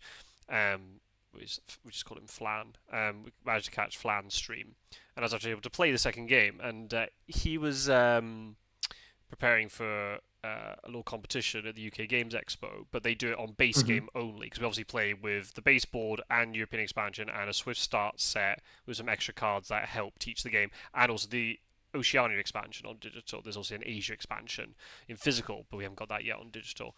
And but the competition was going to be baseboard only, so only the Wow. base set, and obviously the board and the resource distribution is different. So I went in, and it's actually kind of nice. A lot of people reacted, going, "Oh, this is like a nice detox from all the nectar Hmm. and Oceania and stuff." And I've said it on video quite a lot of times. I still have a bit of a conflicted opinion about the Oceania Mm. expansion for Wingspan. Um, Hmm. there are good and bad aspects to it, and I think that's the thing. Like some expansions are definitely worth it, and they'll have aspects that you want to include to make that. But I think there's a bit too much of a rush just to. There's an expansion. Oh, it's from a game that you like. Get the expansion. When sometimes expansion's not really worth it. The one I can think of, another board game I bought with the expansions, but that was just because it was sold to me second hand, was a game called Hmm. Suburbia. I don't know if that's Oh one. yeah. So I it came because one of the few times I've bought a game second hand. I don't even know how I Hmm. discovered that game because it wasn't. It must have been on Board Game Geek on the game night because it wasn't. Will Wheaton didn't promote that game. It must have been on game No. night. But everyone doesn't know it's like you're building a little suburb in a city, but there's like interaction between players because the tiles, the buildings you put into your neighborhood can interact with the other people's neighborhoods. It's kind of cool. It's like a sort of like resource generation, almost like an engine building type of game. You get more and more money as you go along, and it allows you to buy more expensive buildings and stuff, and you accumulate points and try and get the most population. But that came with the expansion because I bought it second hand, and everything just came in. And I saw the first expansion on the YouTube video, and I liked what the expansion did. It added a couple of extra things. I mean, it's not necessary, but it just adds that additional layer that people could do something cool if they wanted to with the borders and stuff. The second Hmm. expansion is really goofy, Oh. and I've never played with it. It's in the box only because it came in the box, but Hmm. I wouldn't. It's really there's like this whole star system with different buildings, but there's like I just read it and went nope. This is really goofy. It's broken like for me the vibe of the game, and I felt like the Hmm. original game with the theme was very grounded, whereas this feels Hmm. like very strange and slightly not pitch. If the original game was like that, I'd probably be on board. But it feels a little Hmm. bit of a departure from the base game and the other expansions. I was like, nope, nope, nope. I'm not touching it. I'm not getting into that. So Yep. bye bye expansion. So it's still in the box Hmm. just because it fits in the box. But if it was somehow Hmm. separate, I probably would have chucked it. Yeah. But it was second hand, so Fair I enough. can't complain. I got everything in one go. It was a nice Yep. find. But um, just looking at the time and stuff, just before we wrap up, we can easily carry this. We can carry on this conversation to another podcast potentially. I was going to ask, um, obviously we talk. I mean, obviously we've talked about our love of Fear of Dracula and you have War of the Ring and stuff. Are there any? Is there another game in particular that you'd really highlight in terms of the good times you've had playing it, or was it a game that was potentially transformative in terms of discovering a particular type of board game, or Uh, well, let me think.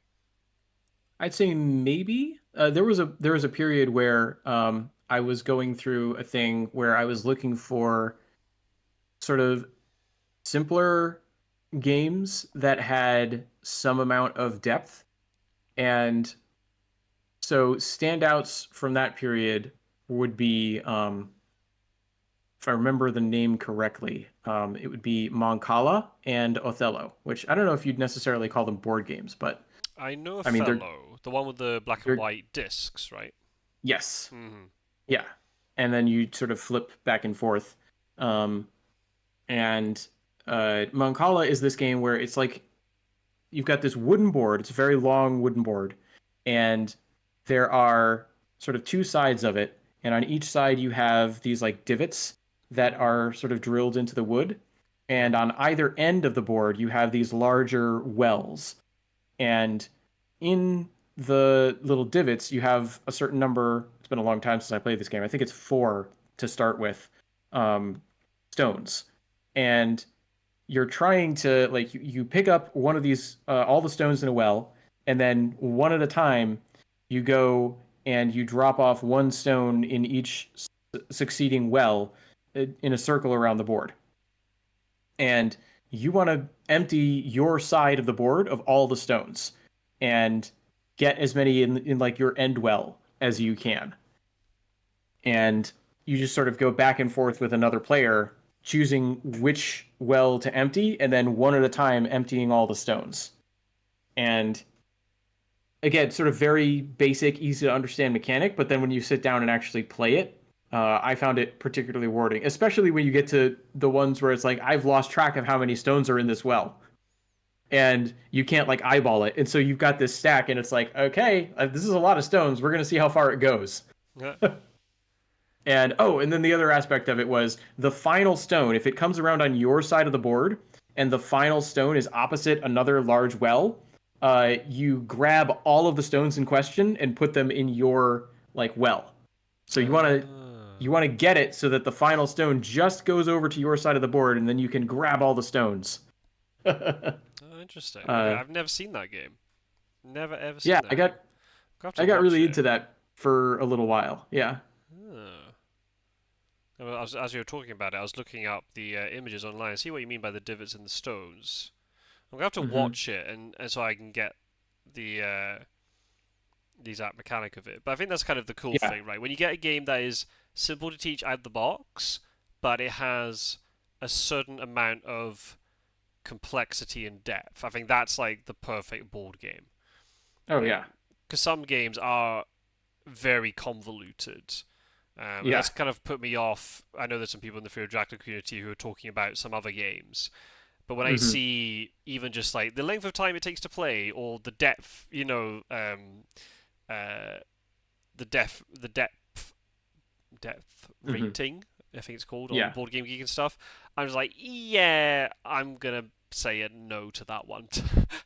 Yeah. um, and maybe it's just my smooth brain a little bit, but again, it's kind of that cost thing we talked about earlier. It's not just monetary cost, but also it's like a time sink as well. Yeah. Um, I want to try in general to try and play a game. I think Fear of Dracula is a very strange exception.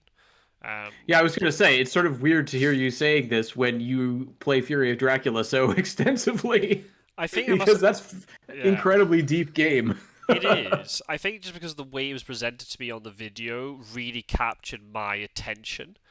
And again, I'm Hmm. not big into vampires. It's not like I'm big into vampire media, like a lot of other people, Hmm. and then they get into the game that way. Um, so I think maybe it's just seeing the really, you know, pretty, but in the sense, the almost majestic board of Europe with the Mm. the Gothic sort of style of it and everything. I've got the miniature map above me now, as, Hmm. as above my desk as we're talking. I love it every time I look at it.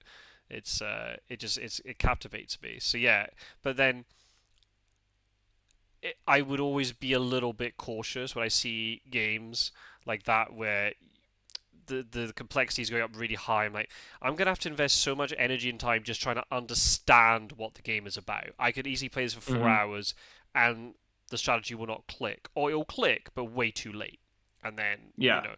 whereas opposite way, something like Cascadia, where that's very easy to play. I played the tutorial very very slowly because I was sick. But you could do the tutorial in the digital edition in like 10 minutes, and you know how the game works. But the complexity comes in the fact that you're going to try to maximize your score every time, and then if you're playing with other people around the table, there may be a little bit of hate drafting going on, or they'll take something that they really want, and then you're competing against each other, and that's kind of the thing about it. And it's something like I try to sort of I use the term gateway game quite a Hmm. bit when I'm trying to explain it to explain things to people who are not board gamers. But I don't see gateway game as being this thing where you learn a gateway game and you play them for a bit, but then you naturally transition to things which are more complex. I don't see it that Right. way. You Right. can easily be a person who, I mean, the gateway games I instantly think of are things like Ticket to Ride and Azul and all this sort of stuff.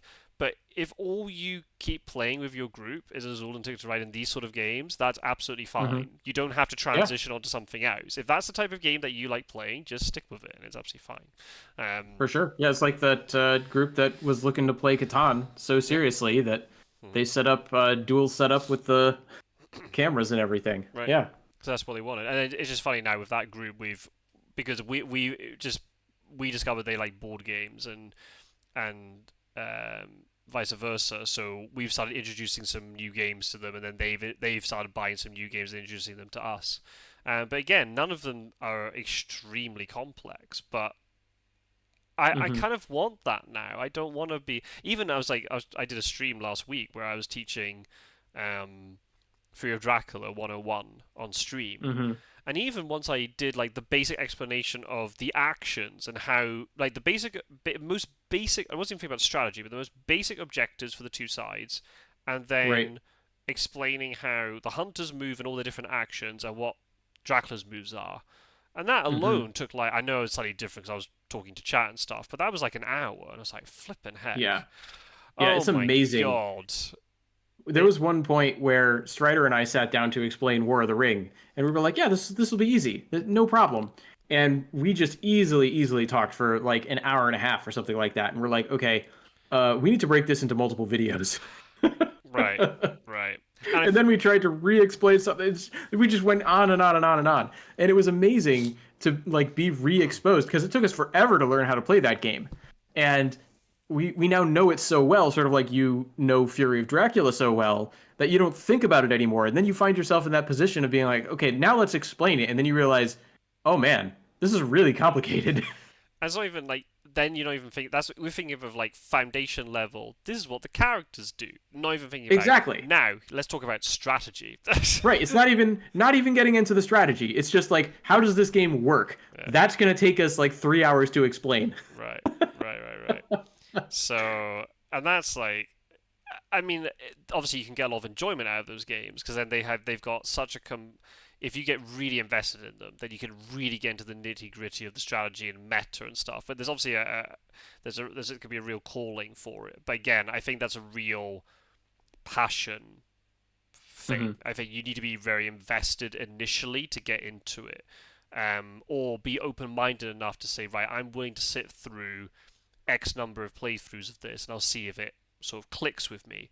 But Right. otherwise, I would be. I mean, I've had people when they know I do, people in real life who know I start doing YouTube and stuff for example, like, oh, you should really bring that game over from Scotland and teach us. And I'm like, I think that might be a no from me. Hmm. And then Yeah. because it's and I had to then explain to him, it's not really the type of game that we normally play. It's Hmm. outside of our normal wheelhouse, right? Yeah. It's very, very different from what we normally do. Hmm. And even Wingspan, like Wingspan, I wouldn't call Wingspan a gateway game. Um, No. it it, it is. I mean, you can have fun with Wingspan. It's a very relaxing game. And one thing I will say for the physical version of Wingspan is, as complicated as it is, the way that you get your actions done with those little cubes, Mm, it makes it very easy to track when you're in person. I remember sitting down to learn Wingspan and thinking, oh boy, this is going to be another War of the Ring where we have to play the game at least 4 times to figure out the base rules. And by the end of the night, everyone knew how to play that game. Mm. Uh, because once it was like, okay, I have a bird in my hand. What do I want to do? I want to place it on this mat. And how do these powers work? You won't build a great board, right? You won't necessarily have made the right progress towards all the end of the round goals, right? The thing that I think is amazing and intricate and detailed about Wingspan is all the different directions you're being pulled in all the time. Right. And when you're trying to maximize your actions and play at the highest level, that's where the real puzzle and the real challenge comes in. But if you're just sitting down to figure out how to play it and you don't care about optimizing anything, it actually is fairly simple, I think, Mm. especially if you have the simplifying action of saying, okay, I have this pool of actions that I'm literally going to pick one up out of and then put it at the end of this thing and then just have it slide left. Okay, now I do this. Slide left. Now I do this. Slide Right. left. Now I do this. Right. Now it's all the way on the left and it will be accounted for at the end of the game and I don't have to worry about it anymore. And I think there's a sort of elegance to the way that Wingspan is presented in person that like when I tried to get into the tutorial for the digital version, I was like, this game seems more complicated to me now than it did when I sat Mm. down to play it in person. To be fair, the digital edition does have a good tutorial. I actually, because I Yes. didn't actually know how to play Wingspan before I played the digital edition. I knew of the game and I kind of understood the concept, but I didn't know exactly how to play. And I played the tutorial and I went, wow, this tutorial is actually fairly well designed. I understand what I have to do. Um, Hmm. and that Yeah. was This that is was not really to neat. say that. Sorry. I just want to clarify. This is not to say that the digital edition tutorial is bad. Hmm. Just that Yeah. as a part of making the game, you just have to click in a lot more places, right? You don't have a mat in front of you. Mm. You have a digital board, and you can't look at an entire card at a time. You need to toggle to the powers or out of the powers, and you need to like. There's only so much they can show you Mm. in the digital edition at one time. The board game is all laid out in front of you, Yeah. and so just the physical act of moving the cubes as well, right? The board game has them, but you can sort of forget about the cubes when you're playing the digital edition, Right. whereas when you're in person, the cubes are like an essential part of manipulating your way through the experience. Exactly. Uh, Yeah. and I think that just goes a little bit of an extra mile to be like, oh, this makes sense. Yeah. I agree. And it was really satisfying. I taught it to another couple who came round. What I think one of them had played it before with their group, but there's one who was brand new. And even though Mm-hmm. we were kind of helping out a little bit, there was that moment, and I saw her that it kind of clicked, and just Mm-hmm. like, oh right, and you saw like the action they did, where it was like the base action of the habitat, and there's like three other birds, and she got so much Mm-hmm. stuff out of it, and I saw like the face light up, and I was like, okay, you understand even though they weren't in a position to win, I think for that game, they Mm-hmm. understood what the game was, and they understood Right. why where you get the enjoyment out of it, which I think is neat, and that's the thing you want. Um, Mm-hmm. and obviously, then as somebody who's then responsible for teaching the game, that's like the bit you hate it when you try to teach a game and then it falls flat, Oh yeah, and and it's just like, everyone's miserable. That's the worst experience. right, or they just don't quite get it, and you're like, oh Mm-hmm. damn. I had that. There's another game I played with quite a lot on Board Game Arena, which is Rivers of Gold, which is a fairly new Okay. game. I guess now it must be about a year old now at this point. But it came out on Board Game Arena really soon after the physical version came out, and again I taught it to a different group.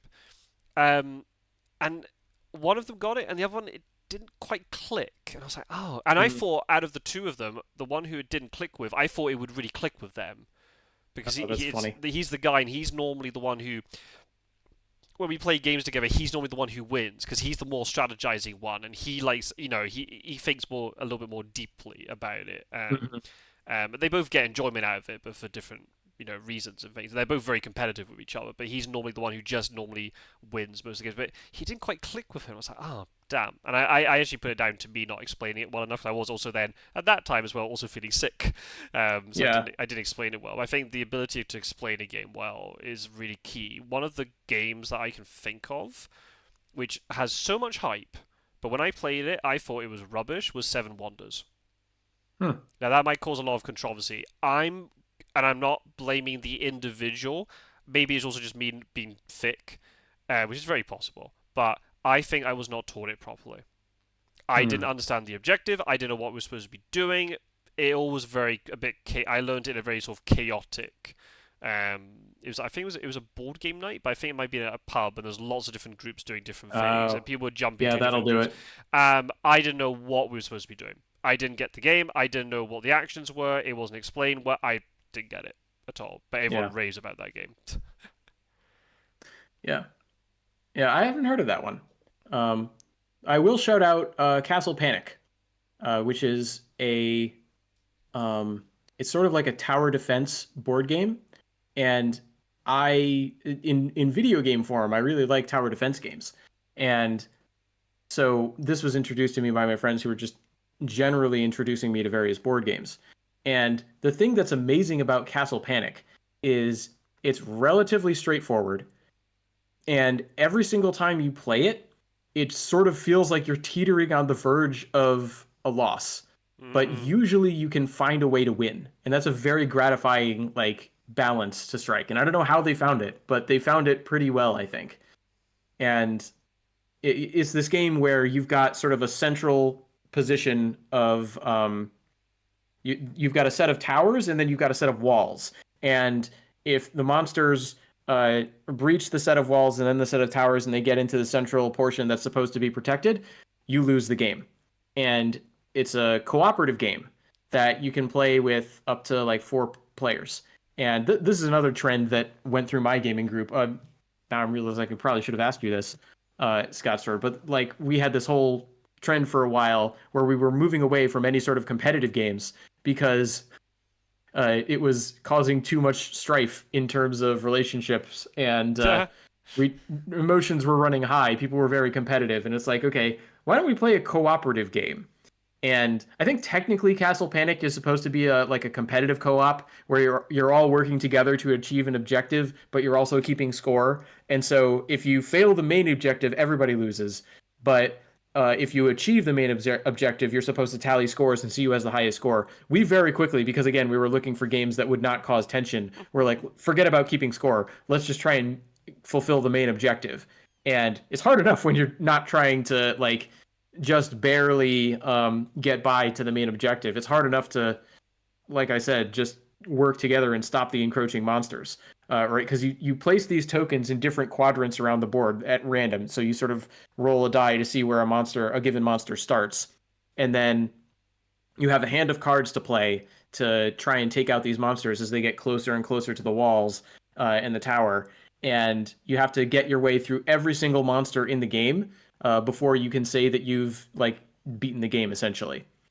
Mm. And it's just a lot of fun, and I think very well balanced. And another good example, I think, of a fairly simple rule set. It's not particularly hard to pick up and learn how to play, but it's really and you have to think about like when are you going to use this special power, when are you going to use this special power, how are you all going to work together around the table to prevent everything from falling apart. And so I definitely recommend that game. I've played the only cooperative I've played Forbidden Desert, I think, a Oh few yes. times, and also Pandemic. The Hmm. only issue with cooperative games can be that you can get one person who's a little bit more dominant, and they end Hmm. up sort of dictating a little bit more about what. If you've got people who are all very balanced and are able to sort of take their own decisions, Hmm. but I don't like it when cooperative means certain players can bully other players to do certain actions. So the one that I like that kind of allows that cooperative aspect, but also keeps things a little bit hidden is Dead of Winter. Um, Ah, okay. I don't know if that's one that you've come across. I have played that game, but I have not played it the way that it was intended. Oh, oh, Because it was a 2-player version where right. With Strider and I sat down and there was right, no traitor. right. This is purely cooperative, right? So if Yeah. anyone doesn't know, Dead of Winter is set in a zombie apocalypse, and you're controlling characters in a colony of survivors. And there is a cooperative, like a communal objective, and it's like kind of what you said, right, with the other game. If if the communal objective fails, then nobody wins. So Hmm. you can't start going off onto your own selfish reasons. You have to complete this objective, but everybody has their own secret objective, and if you don't complete your secret objective, you don't win. So there will be times where people will have to act selfishly because they need to try and complete their objective, but that might also mean that the community or the colony might suffer for a turn or two. But then to add additional tension on top of that, you can do it where you have a traitor, and the traitor's objective is to make sure that the main objective everybody else fails, and then they can do Yep. something else. And they're going to try and do it without being exiled and discovered by the group. So when you see somebody acting a little bit selfishly, you don't know if they're the traitor or just because it's for their own objective, and it can create. Mm-hmm. If you've got a big enough group, you can get a really good vibe. The problem is I've only been able to play it, I think, for maybe with only.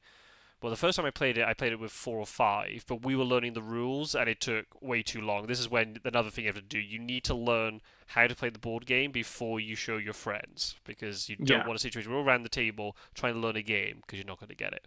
Um, Mm-hmm. but then I think since then I might have played it with a group of 4 once.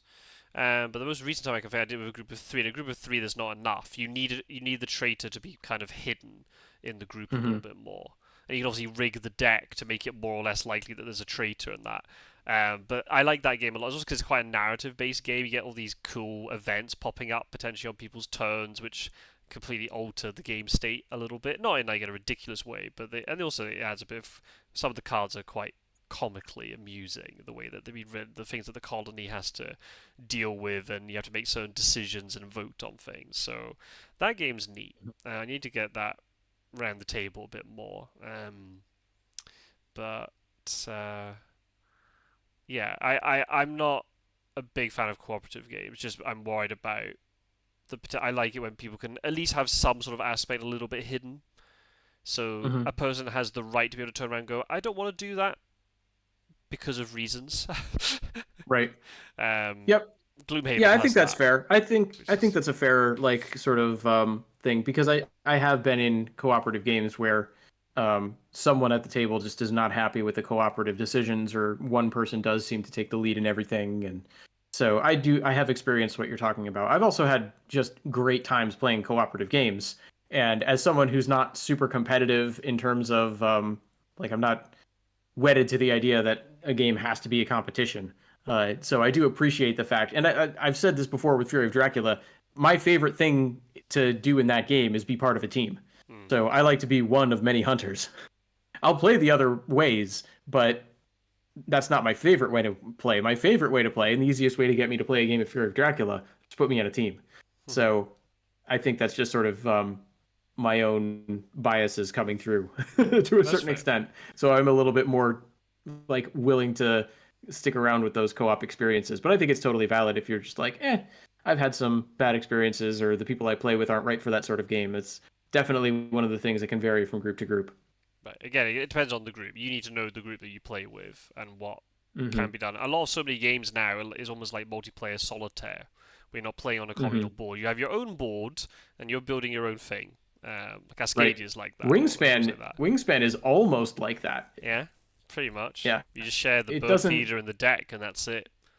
But Yeah, it doesn't quite. You're competing for end of round objectives. They have a non-competitive where you don't have end of rounds, if I recall correctly. But oh no, you do have end of rounds, but you don't. You try and maximize that as much as possible, and people can all tie for positions, and you will still get the maximum number of points. It's not I a case see. of who's first, second, and third. It's just no. If it's eggs in that nest type, it'll be anything between 0 and 5. So you can if you got 5, you get 5 points, and that's it. It's not who Mhm. has the most. So it's a little bit more friendly in that sense. It's a little bit. I guess some birds can interact with birds if opponents do something. Um, Mhm. but I just like. I think we talked about like the. I just like games where everybody is more or less in it until the end. Until you count up the Mhm. points, you don't know if you're going to win or not. And I think that's a really neat thing. There's a lot of games Mhm. where, or like something like Ticket to Ride, where you do get points, but because the objectives are kept Mhm. hidden until the end, it can suddenly Right. swing the game massively. Where someone's massively, is huge in the lead, but then when they show their tickets, they're actually going to get a negative score for one of them, and that then completely swings the game. I like that. I like that aspect of it, and it's not you don't feel you're out of it because anything is possible. And the winner could be, and then we're counting up all the points, and everyone's getting excited. I like that a lot. Um, just Yeah. looking at the Any time, other games? was Yeah, I realize we've gone way over. I'm trying to think. Um,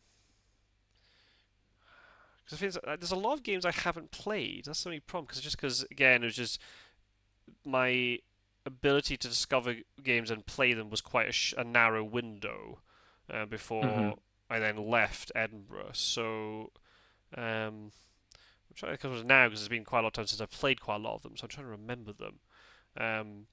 The only one I can also think of is it was the first game that I showed my wife, and she got really into it. And this is kind of my thing where I feel there's a board game for everybody. Hmm. Um, you just have to be exposed to it at the right time and find the right game for you. So the one Hmm. that we really got into playing, especially this one summer in particular, was a game called Welcome to. Welcome to Your Perfect. I always get it wrong. Is it Welcome to Your Perfect Neighborhood or Welcome to Your Perfect Home? I think it's Home, but I might be wrong. I think it's home because neighborhood makes sense, which is Oh why you right. always get it wrong. All right, there we go. That's probably what it is. I just call it Welcome because that's how I know it. Yep. I played it on YouTube, on Board Game Arena. Um, so it's almost like if anybody knows Yahtzee, where it's like a roll and write. Oh, this is a draw and write where you draw Hmm. cards and then based upon the cards you're given, you have to write on your little pad and paper. Um, you're creating like a little neighborhood of houses, and you're trying to accumulate points by having houses distributed in a certain way, and with swimming pools or with not, or whatever. Um, and I remember my wife and I had a really long train journey. I bought it in London. We had a Hmm. really long train journey back up to Scotland, and I got the game out and I explained it to her, and I said, "Do you understand?" And she said, "No." And even the person sitting next to us at the table went, "Yeah, I've been listening. I don't get it either." It was Oh nothing wow. to do with us, by the way.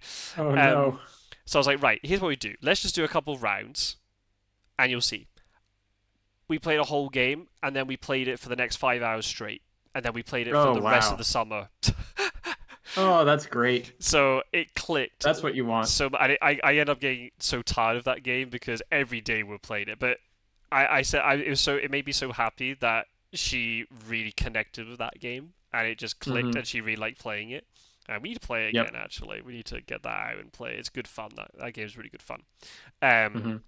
Also, I feel like the best way to learn any game is to play it, right? yeah, Because it all gets too conceptualized to really make sense of when you don't have the physical object in front of you. But as soon as you do, and you can see it's sort of like the cubes that I was talking about in Wingspan, as soon as you've got that conceptualized thing in front of you and you yeah, can make it a physical thing, it just helps so much the understandability of rules that otherwise are just obtuse and strange. yeah. Agreed. Agreed. I'm the same. I mean, if you even you explaining that game with the divots and things and Yeah, the stones, Mancala, like it's pretty straightforward. Like I guarantee you, if you watch a video, you'll be yeah, like, "Oh, that's so easy." yeah. But me just trying to explain it, I could tell as I was saying it, it didn't help that I was forgetting some of the rules. But still, me just talking about it, I was like, "Boy, this is sounding really complicated," but it's actually a really simple game. So that's why I'm not gonna go and I want to watch somebody play it. So if I watch somebody play it or if I play it myself, I'll get it. Oh Um, yeah, that's very why quickly. Yeah. reading rule books I find I have to take a lot of time just to sit there and watch and read the rule book very very carefully and try and understand what's Yeah. going Oh, on. I'll do it in conjunction. Like I Yeah. specifically remember I had this experience where my niece got a board game for her birthday, and we were sitting down with it, and she was like, "Listen, I tried to read through the rules. We tried to read through it as a family and none of us could figure it out." And I was like, "Well, the way you learn how to play a board game is you put the board out and play it." And so I was like, "I'm gonna read the rules and we're gonna play a game at the same time." And within like 2 turns, we'd figured out the game. And it's Mm, like it just helps you so much to see everything in process. Like, yeah, you're going to make mistakes, but if you're willing to sit down and have a mistaken first game, the second time you play it, you'll know exactly how it works. right. Exactly. Exactly. Or to have sufficient time where you can say, right, we're not going to take it to the table yet. I'm going to go away and Mm-hmm. research it. That happened with one of the couples we play with. They have a game. What's it called? It's called Origins, but it has like another title to it. Hmm. I can't remember what it's called. It's a game based upon it's like a resource engine building game. You're Okay. trying to build structures in your civilization, but it's all based upon the premise that the aliens came and helped people build the pyramids and this sort of stuff. That's like the thematic nature of the game. So there are these alien Hmm. spaceships where you can collect resources, and you use the resources to get more workers. So it is a worker placement game, and to build Hmm. buildings and accumulate points and so on and so on. And yeah, the workers are the dice, which is kind of cool. As you do roll them at the beginning to see what you get, but then you can pick up more dice, and your dice improve. They go up in value, so they become more powerful. Um, and they just said to me just randomly, "Oh yeah, we went to a board game shop in don't know where it was, and they recommended it to us." And I didn't know this game, so I looked it up immediately on Board Game Geek, and I saw the weight, like the difficulty read. I was like, Hmm. okay. I think it was above a 3. And I was like, okay, this is quite heavy compared to what we normally play. And I started reading the Right. rules, going, okay, I think somebody might have maybe not conned you a bit here, but I think somebody didn't understand the games you normally like. Hmm. This seems to be a little bit outside our wheelhouse. But I said, I will very happily take the game and sit there and try and work out what the game is. Because they did say to me, we Hmm. tried to play it, we didn't really get it. So that's what I did. I took it away for like a week or 2 weeks, and I was going through it. And there's like a solo mode, so I played through the solo mode. I Hmm. was like, okay, I'm not playing very well, but I understand the rules, so Yeah. we'll do it. So then I sent a message going, right, I understand the game now. So the next time we Hmm. got together, I brought the box back around and said, right, we can play it. So I explained it to them. And the husband from the couple just absolutely smashed us. I think he got Oh more than wow. all three of us combined. I was like, right, okay, yeah, you understand this game. Now Yeah. you do. Um, but I think they were sold something that was not really the type of game they normally like. And I think that Right. could be a bit of a problem, right? Yeah, that's the tough thing about not just board games. That's the tough thing about like recommendations in general. You tend to get a lot of things that are like critically acclaimed or that the person is a huge fan of themselves. Mm, I think it's very difficult to find actually valuable tailored recommendations for things. mm. Or I see if it's on Steam all the time. If you like this game, then you'll like this. And it's like, Yeah. Well, I mean, well, that's its own thing, right? That's the algorithm has connected some dots for you. I'm talking about like right, personal recommendations. right. Uh, which in general I tend to trust a little bit more than algorithmic recommendations, but that's perfect, right? You get all sorts of problems with people recommending you things. But speaking of that, though, there is also the world of people explaining games online, right? That's Right. something that my friend who kickstarted all those board games, when we had that one, he was like, I'm going to give you this one. You're going to learn how to play it. And we're going to separately watch like YouTube videos so we'll know the rules when we sit down to play it. And our first session together won't be this long, drawn out thing where either only one of us knows how to play the game or it feels like tutorial mode the entire time. And I was like, yeah, it's a good idea. And we were able to make it work. But like I said, unfortunately, we weren't super happy with the results. So Hmm. that happens too. There's But it is nice to be able to be like, technically, this is enough of a like well-known phenomenon that you can just look up other people playing this game, right. figure out the rules that way, and then show up in person and have everybody know how to play. Mm-hmm. Yeah. I can't do that quite so much because there is that language barrier now. Because I'm having to explain games in Spanish. So Oh especially if yeah, I'm of given the course. box in Spanish, I have to try and read the rules. Often I'll watch the media in English, and I have to kind of translate everything. But it's okay. Mm, The one I'm thinking of, Midgie said that was Rodney Smith from Watch It Played. The number of times I see people on like Board Game Geek, social media, or whatever saying, "How am I supposed to learn how to play this game?" And all the comms are just Rodney Smith, Rodney Smith, Rodney yeah. Smith. He's just become legendary at being able to explain games well. It's a real skill. Um, Wow. yeah. Yeah, So, it absolutely is a skill. um, But we've well, gone way over time. We yeah. sat down to record. Scott sort of was like, I think I gotta cut us off after 2 hours, and it's been three. So, Whoops. That's what happens when oh we don't well. talk for a month. Because in That's what between, we happens. hadn't really talked very much in between at all, just because of No. Yeah, well, I was busy, then you were sick. busyness. Yeah, general Yeah. busyness. There you go. Yeah. So I guess we'll call it, but I guess there might be some follow up. Obviously now, because the way we're recording this, we'll actually see the comments and we'll be able to respond at the same That's true. time. So yeah, if you got any comments or anything you want us to talk about relating to board games, then we can talk about it in the next episode. If we think of something else that we didn't talk about, we can easily talk about it in the next episode too. And then I don't know what we'll talk about. Otherwise, in the next episode, we'll figure it out. We'll figure it We out. We'll always play it do. by ear. We'll Absolutely. take it as it comes. Yeah. Um, Hope we were able to keep you company to some extent today. Hope you enjoyed our conversation. Remember to actively depress the like button. hey, very good. Oh, I need to think of one for subscribe now.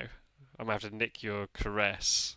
Oh no, Yeah. no, no, no, no! Because this is something I have to. Okay, just because this was something related to something that I did yesterday. This is gonna sound weird out of Okay. context, but anyway, massage the subscribe button has that. Oh yeah. I was gonna do There caress. you It's like go. no Beautiful. massage. That's better. Even Massage the better. subscribe button. I didn't go for That's massage, right. by the way. That's gonna be weird. Spoilers for for a future episode. I'll tell you what all that's about, but Okay. future episode. Right. Thanks for watching, everybody, and listening. Whether you're listening to this on YouTube or on Spotify, and yeah, feel free to leave any comments below. And take care of yourselves, and we'll see you again soon. Bye bye.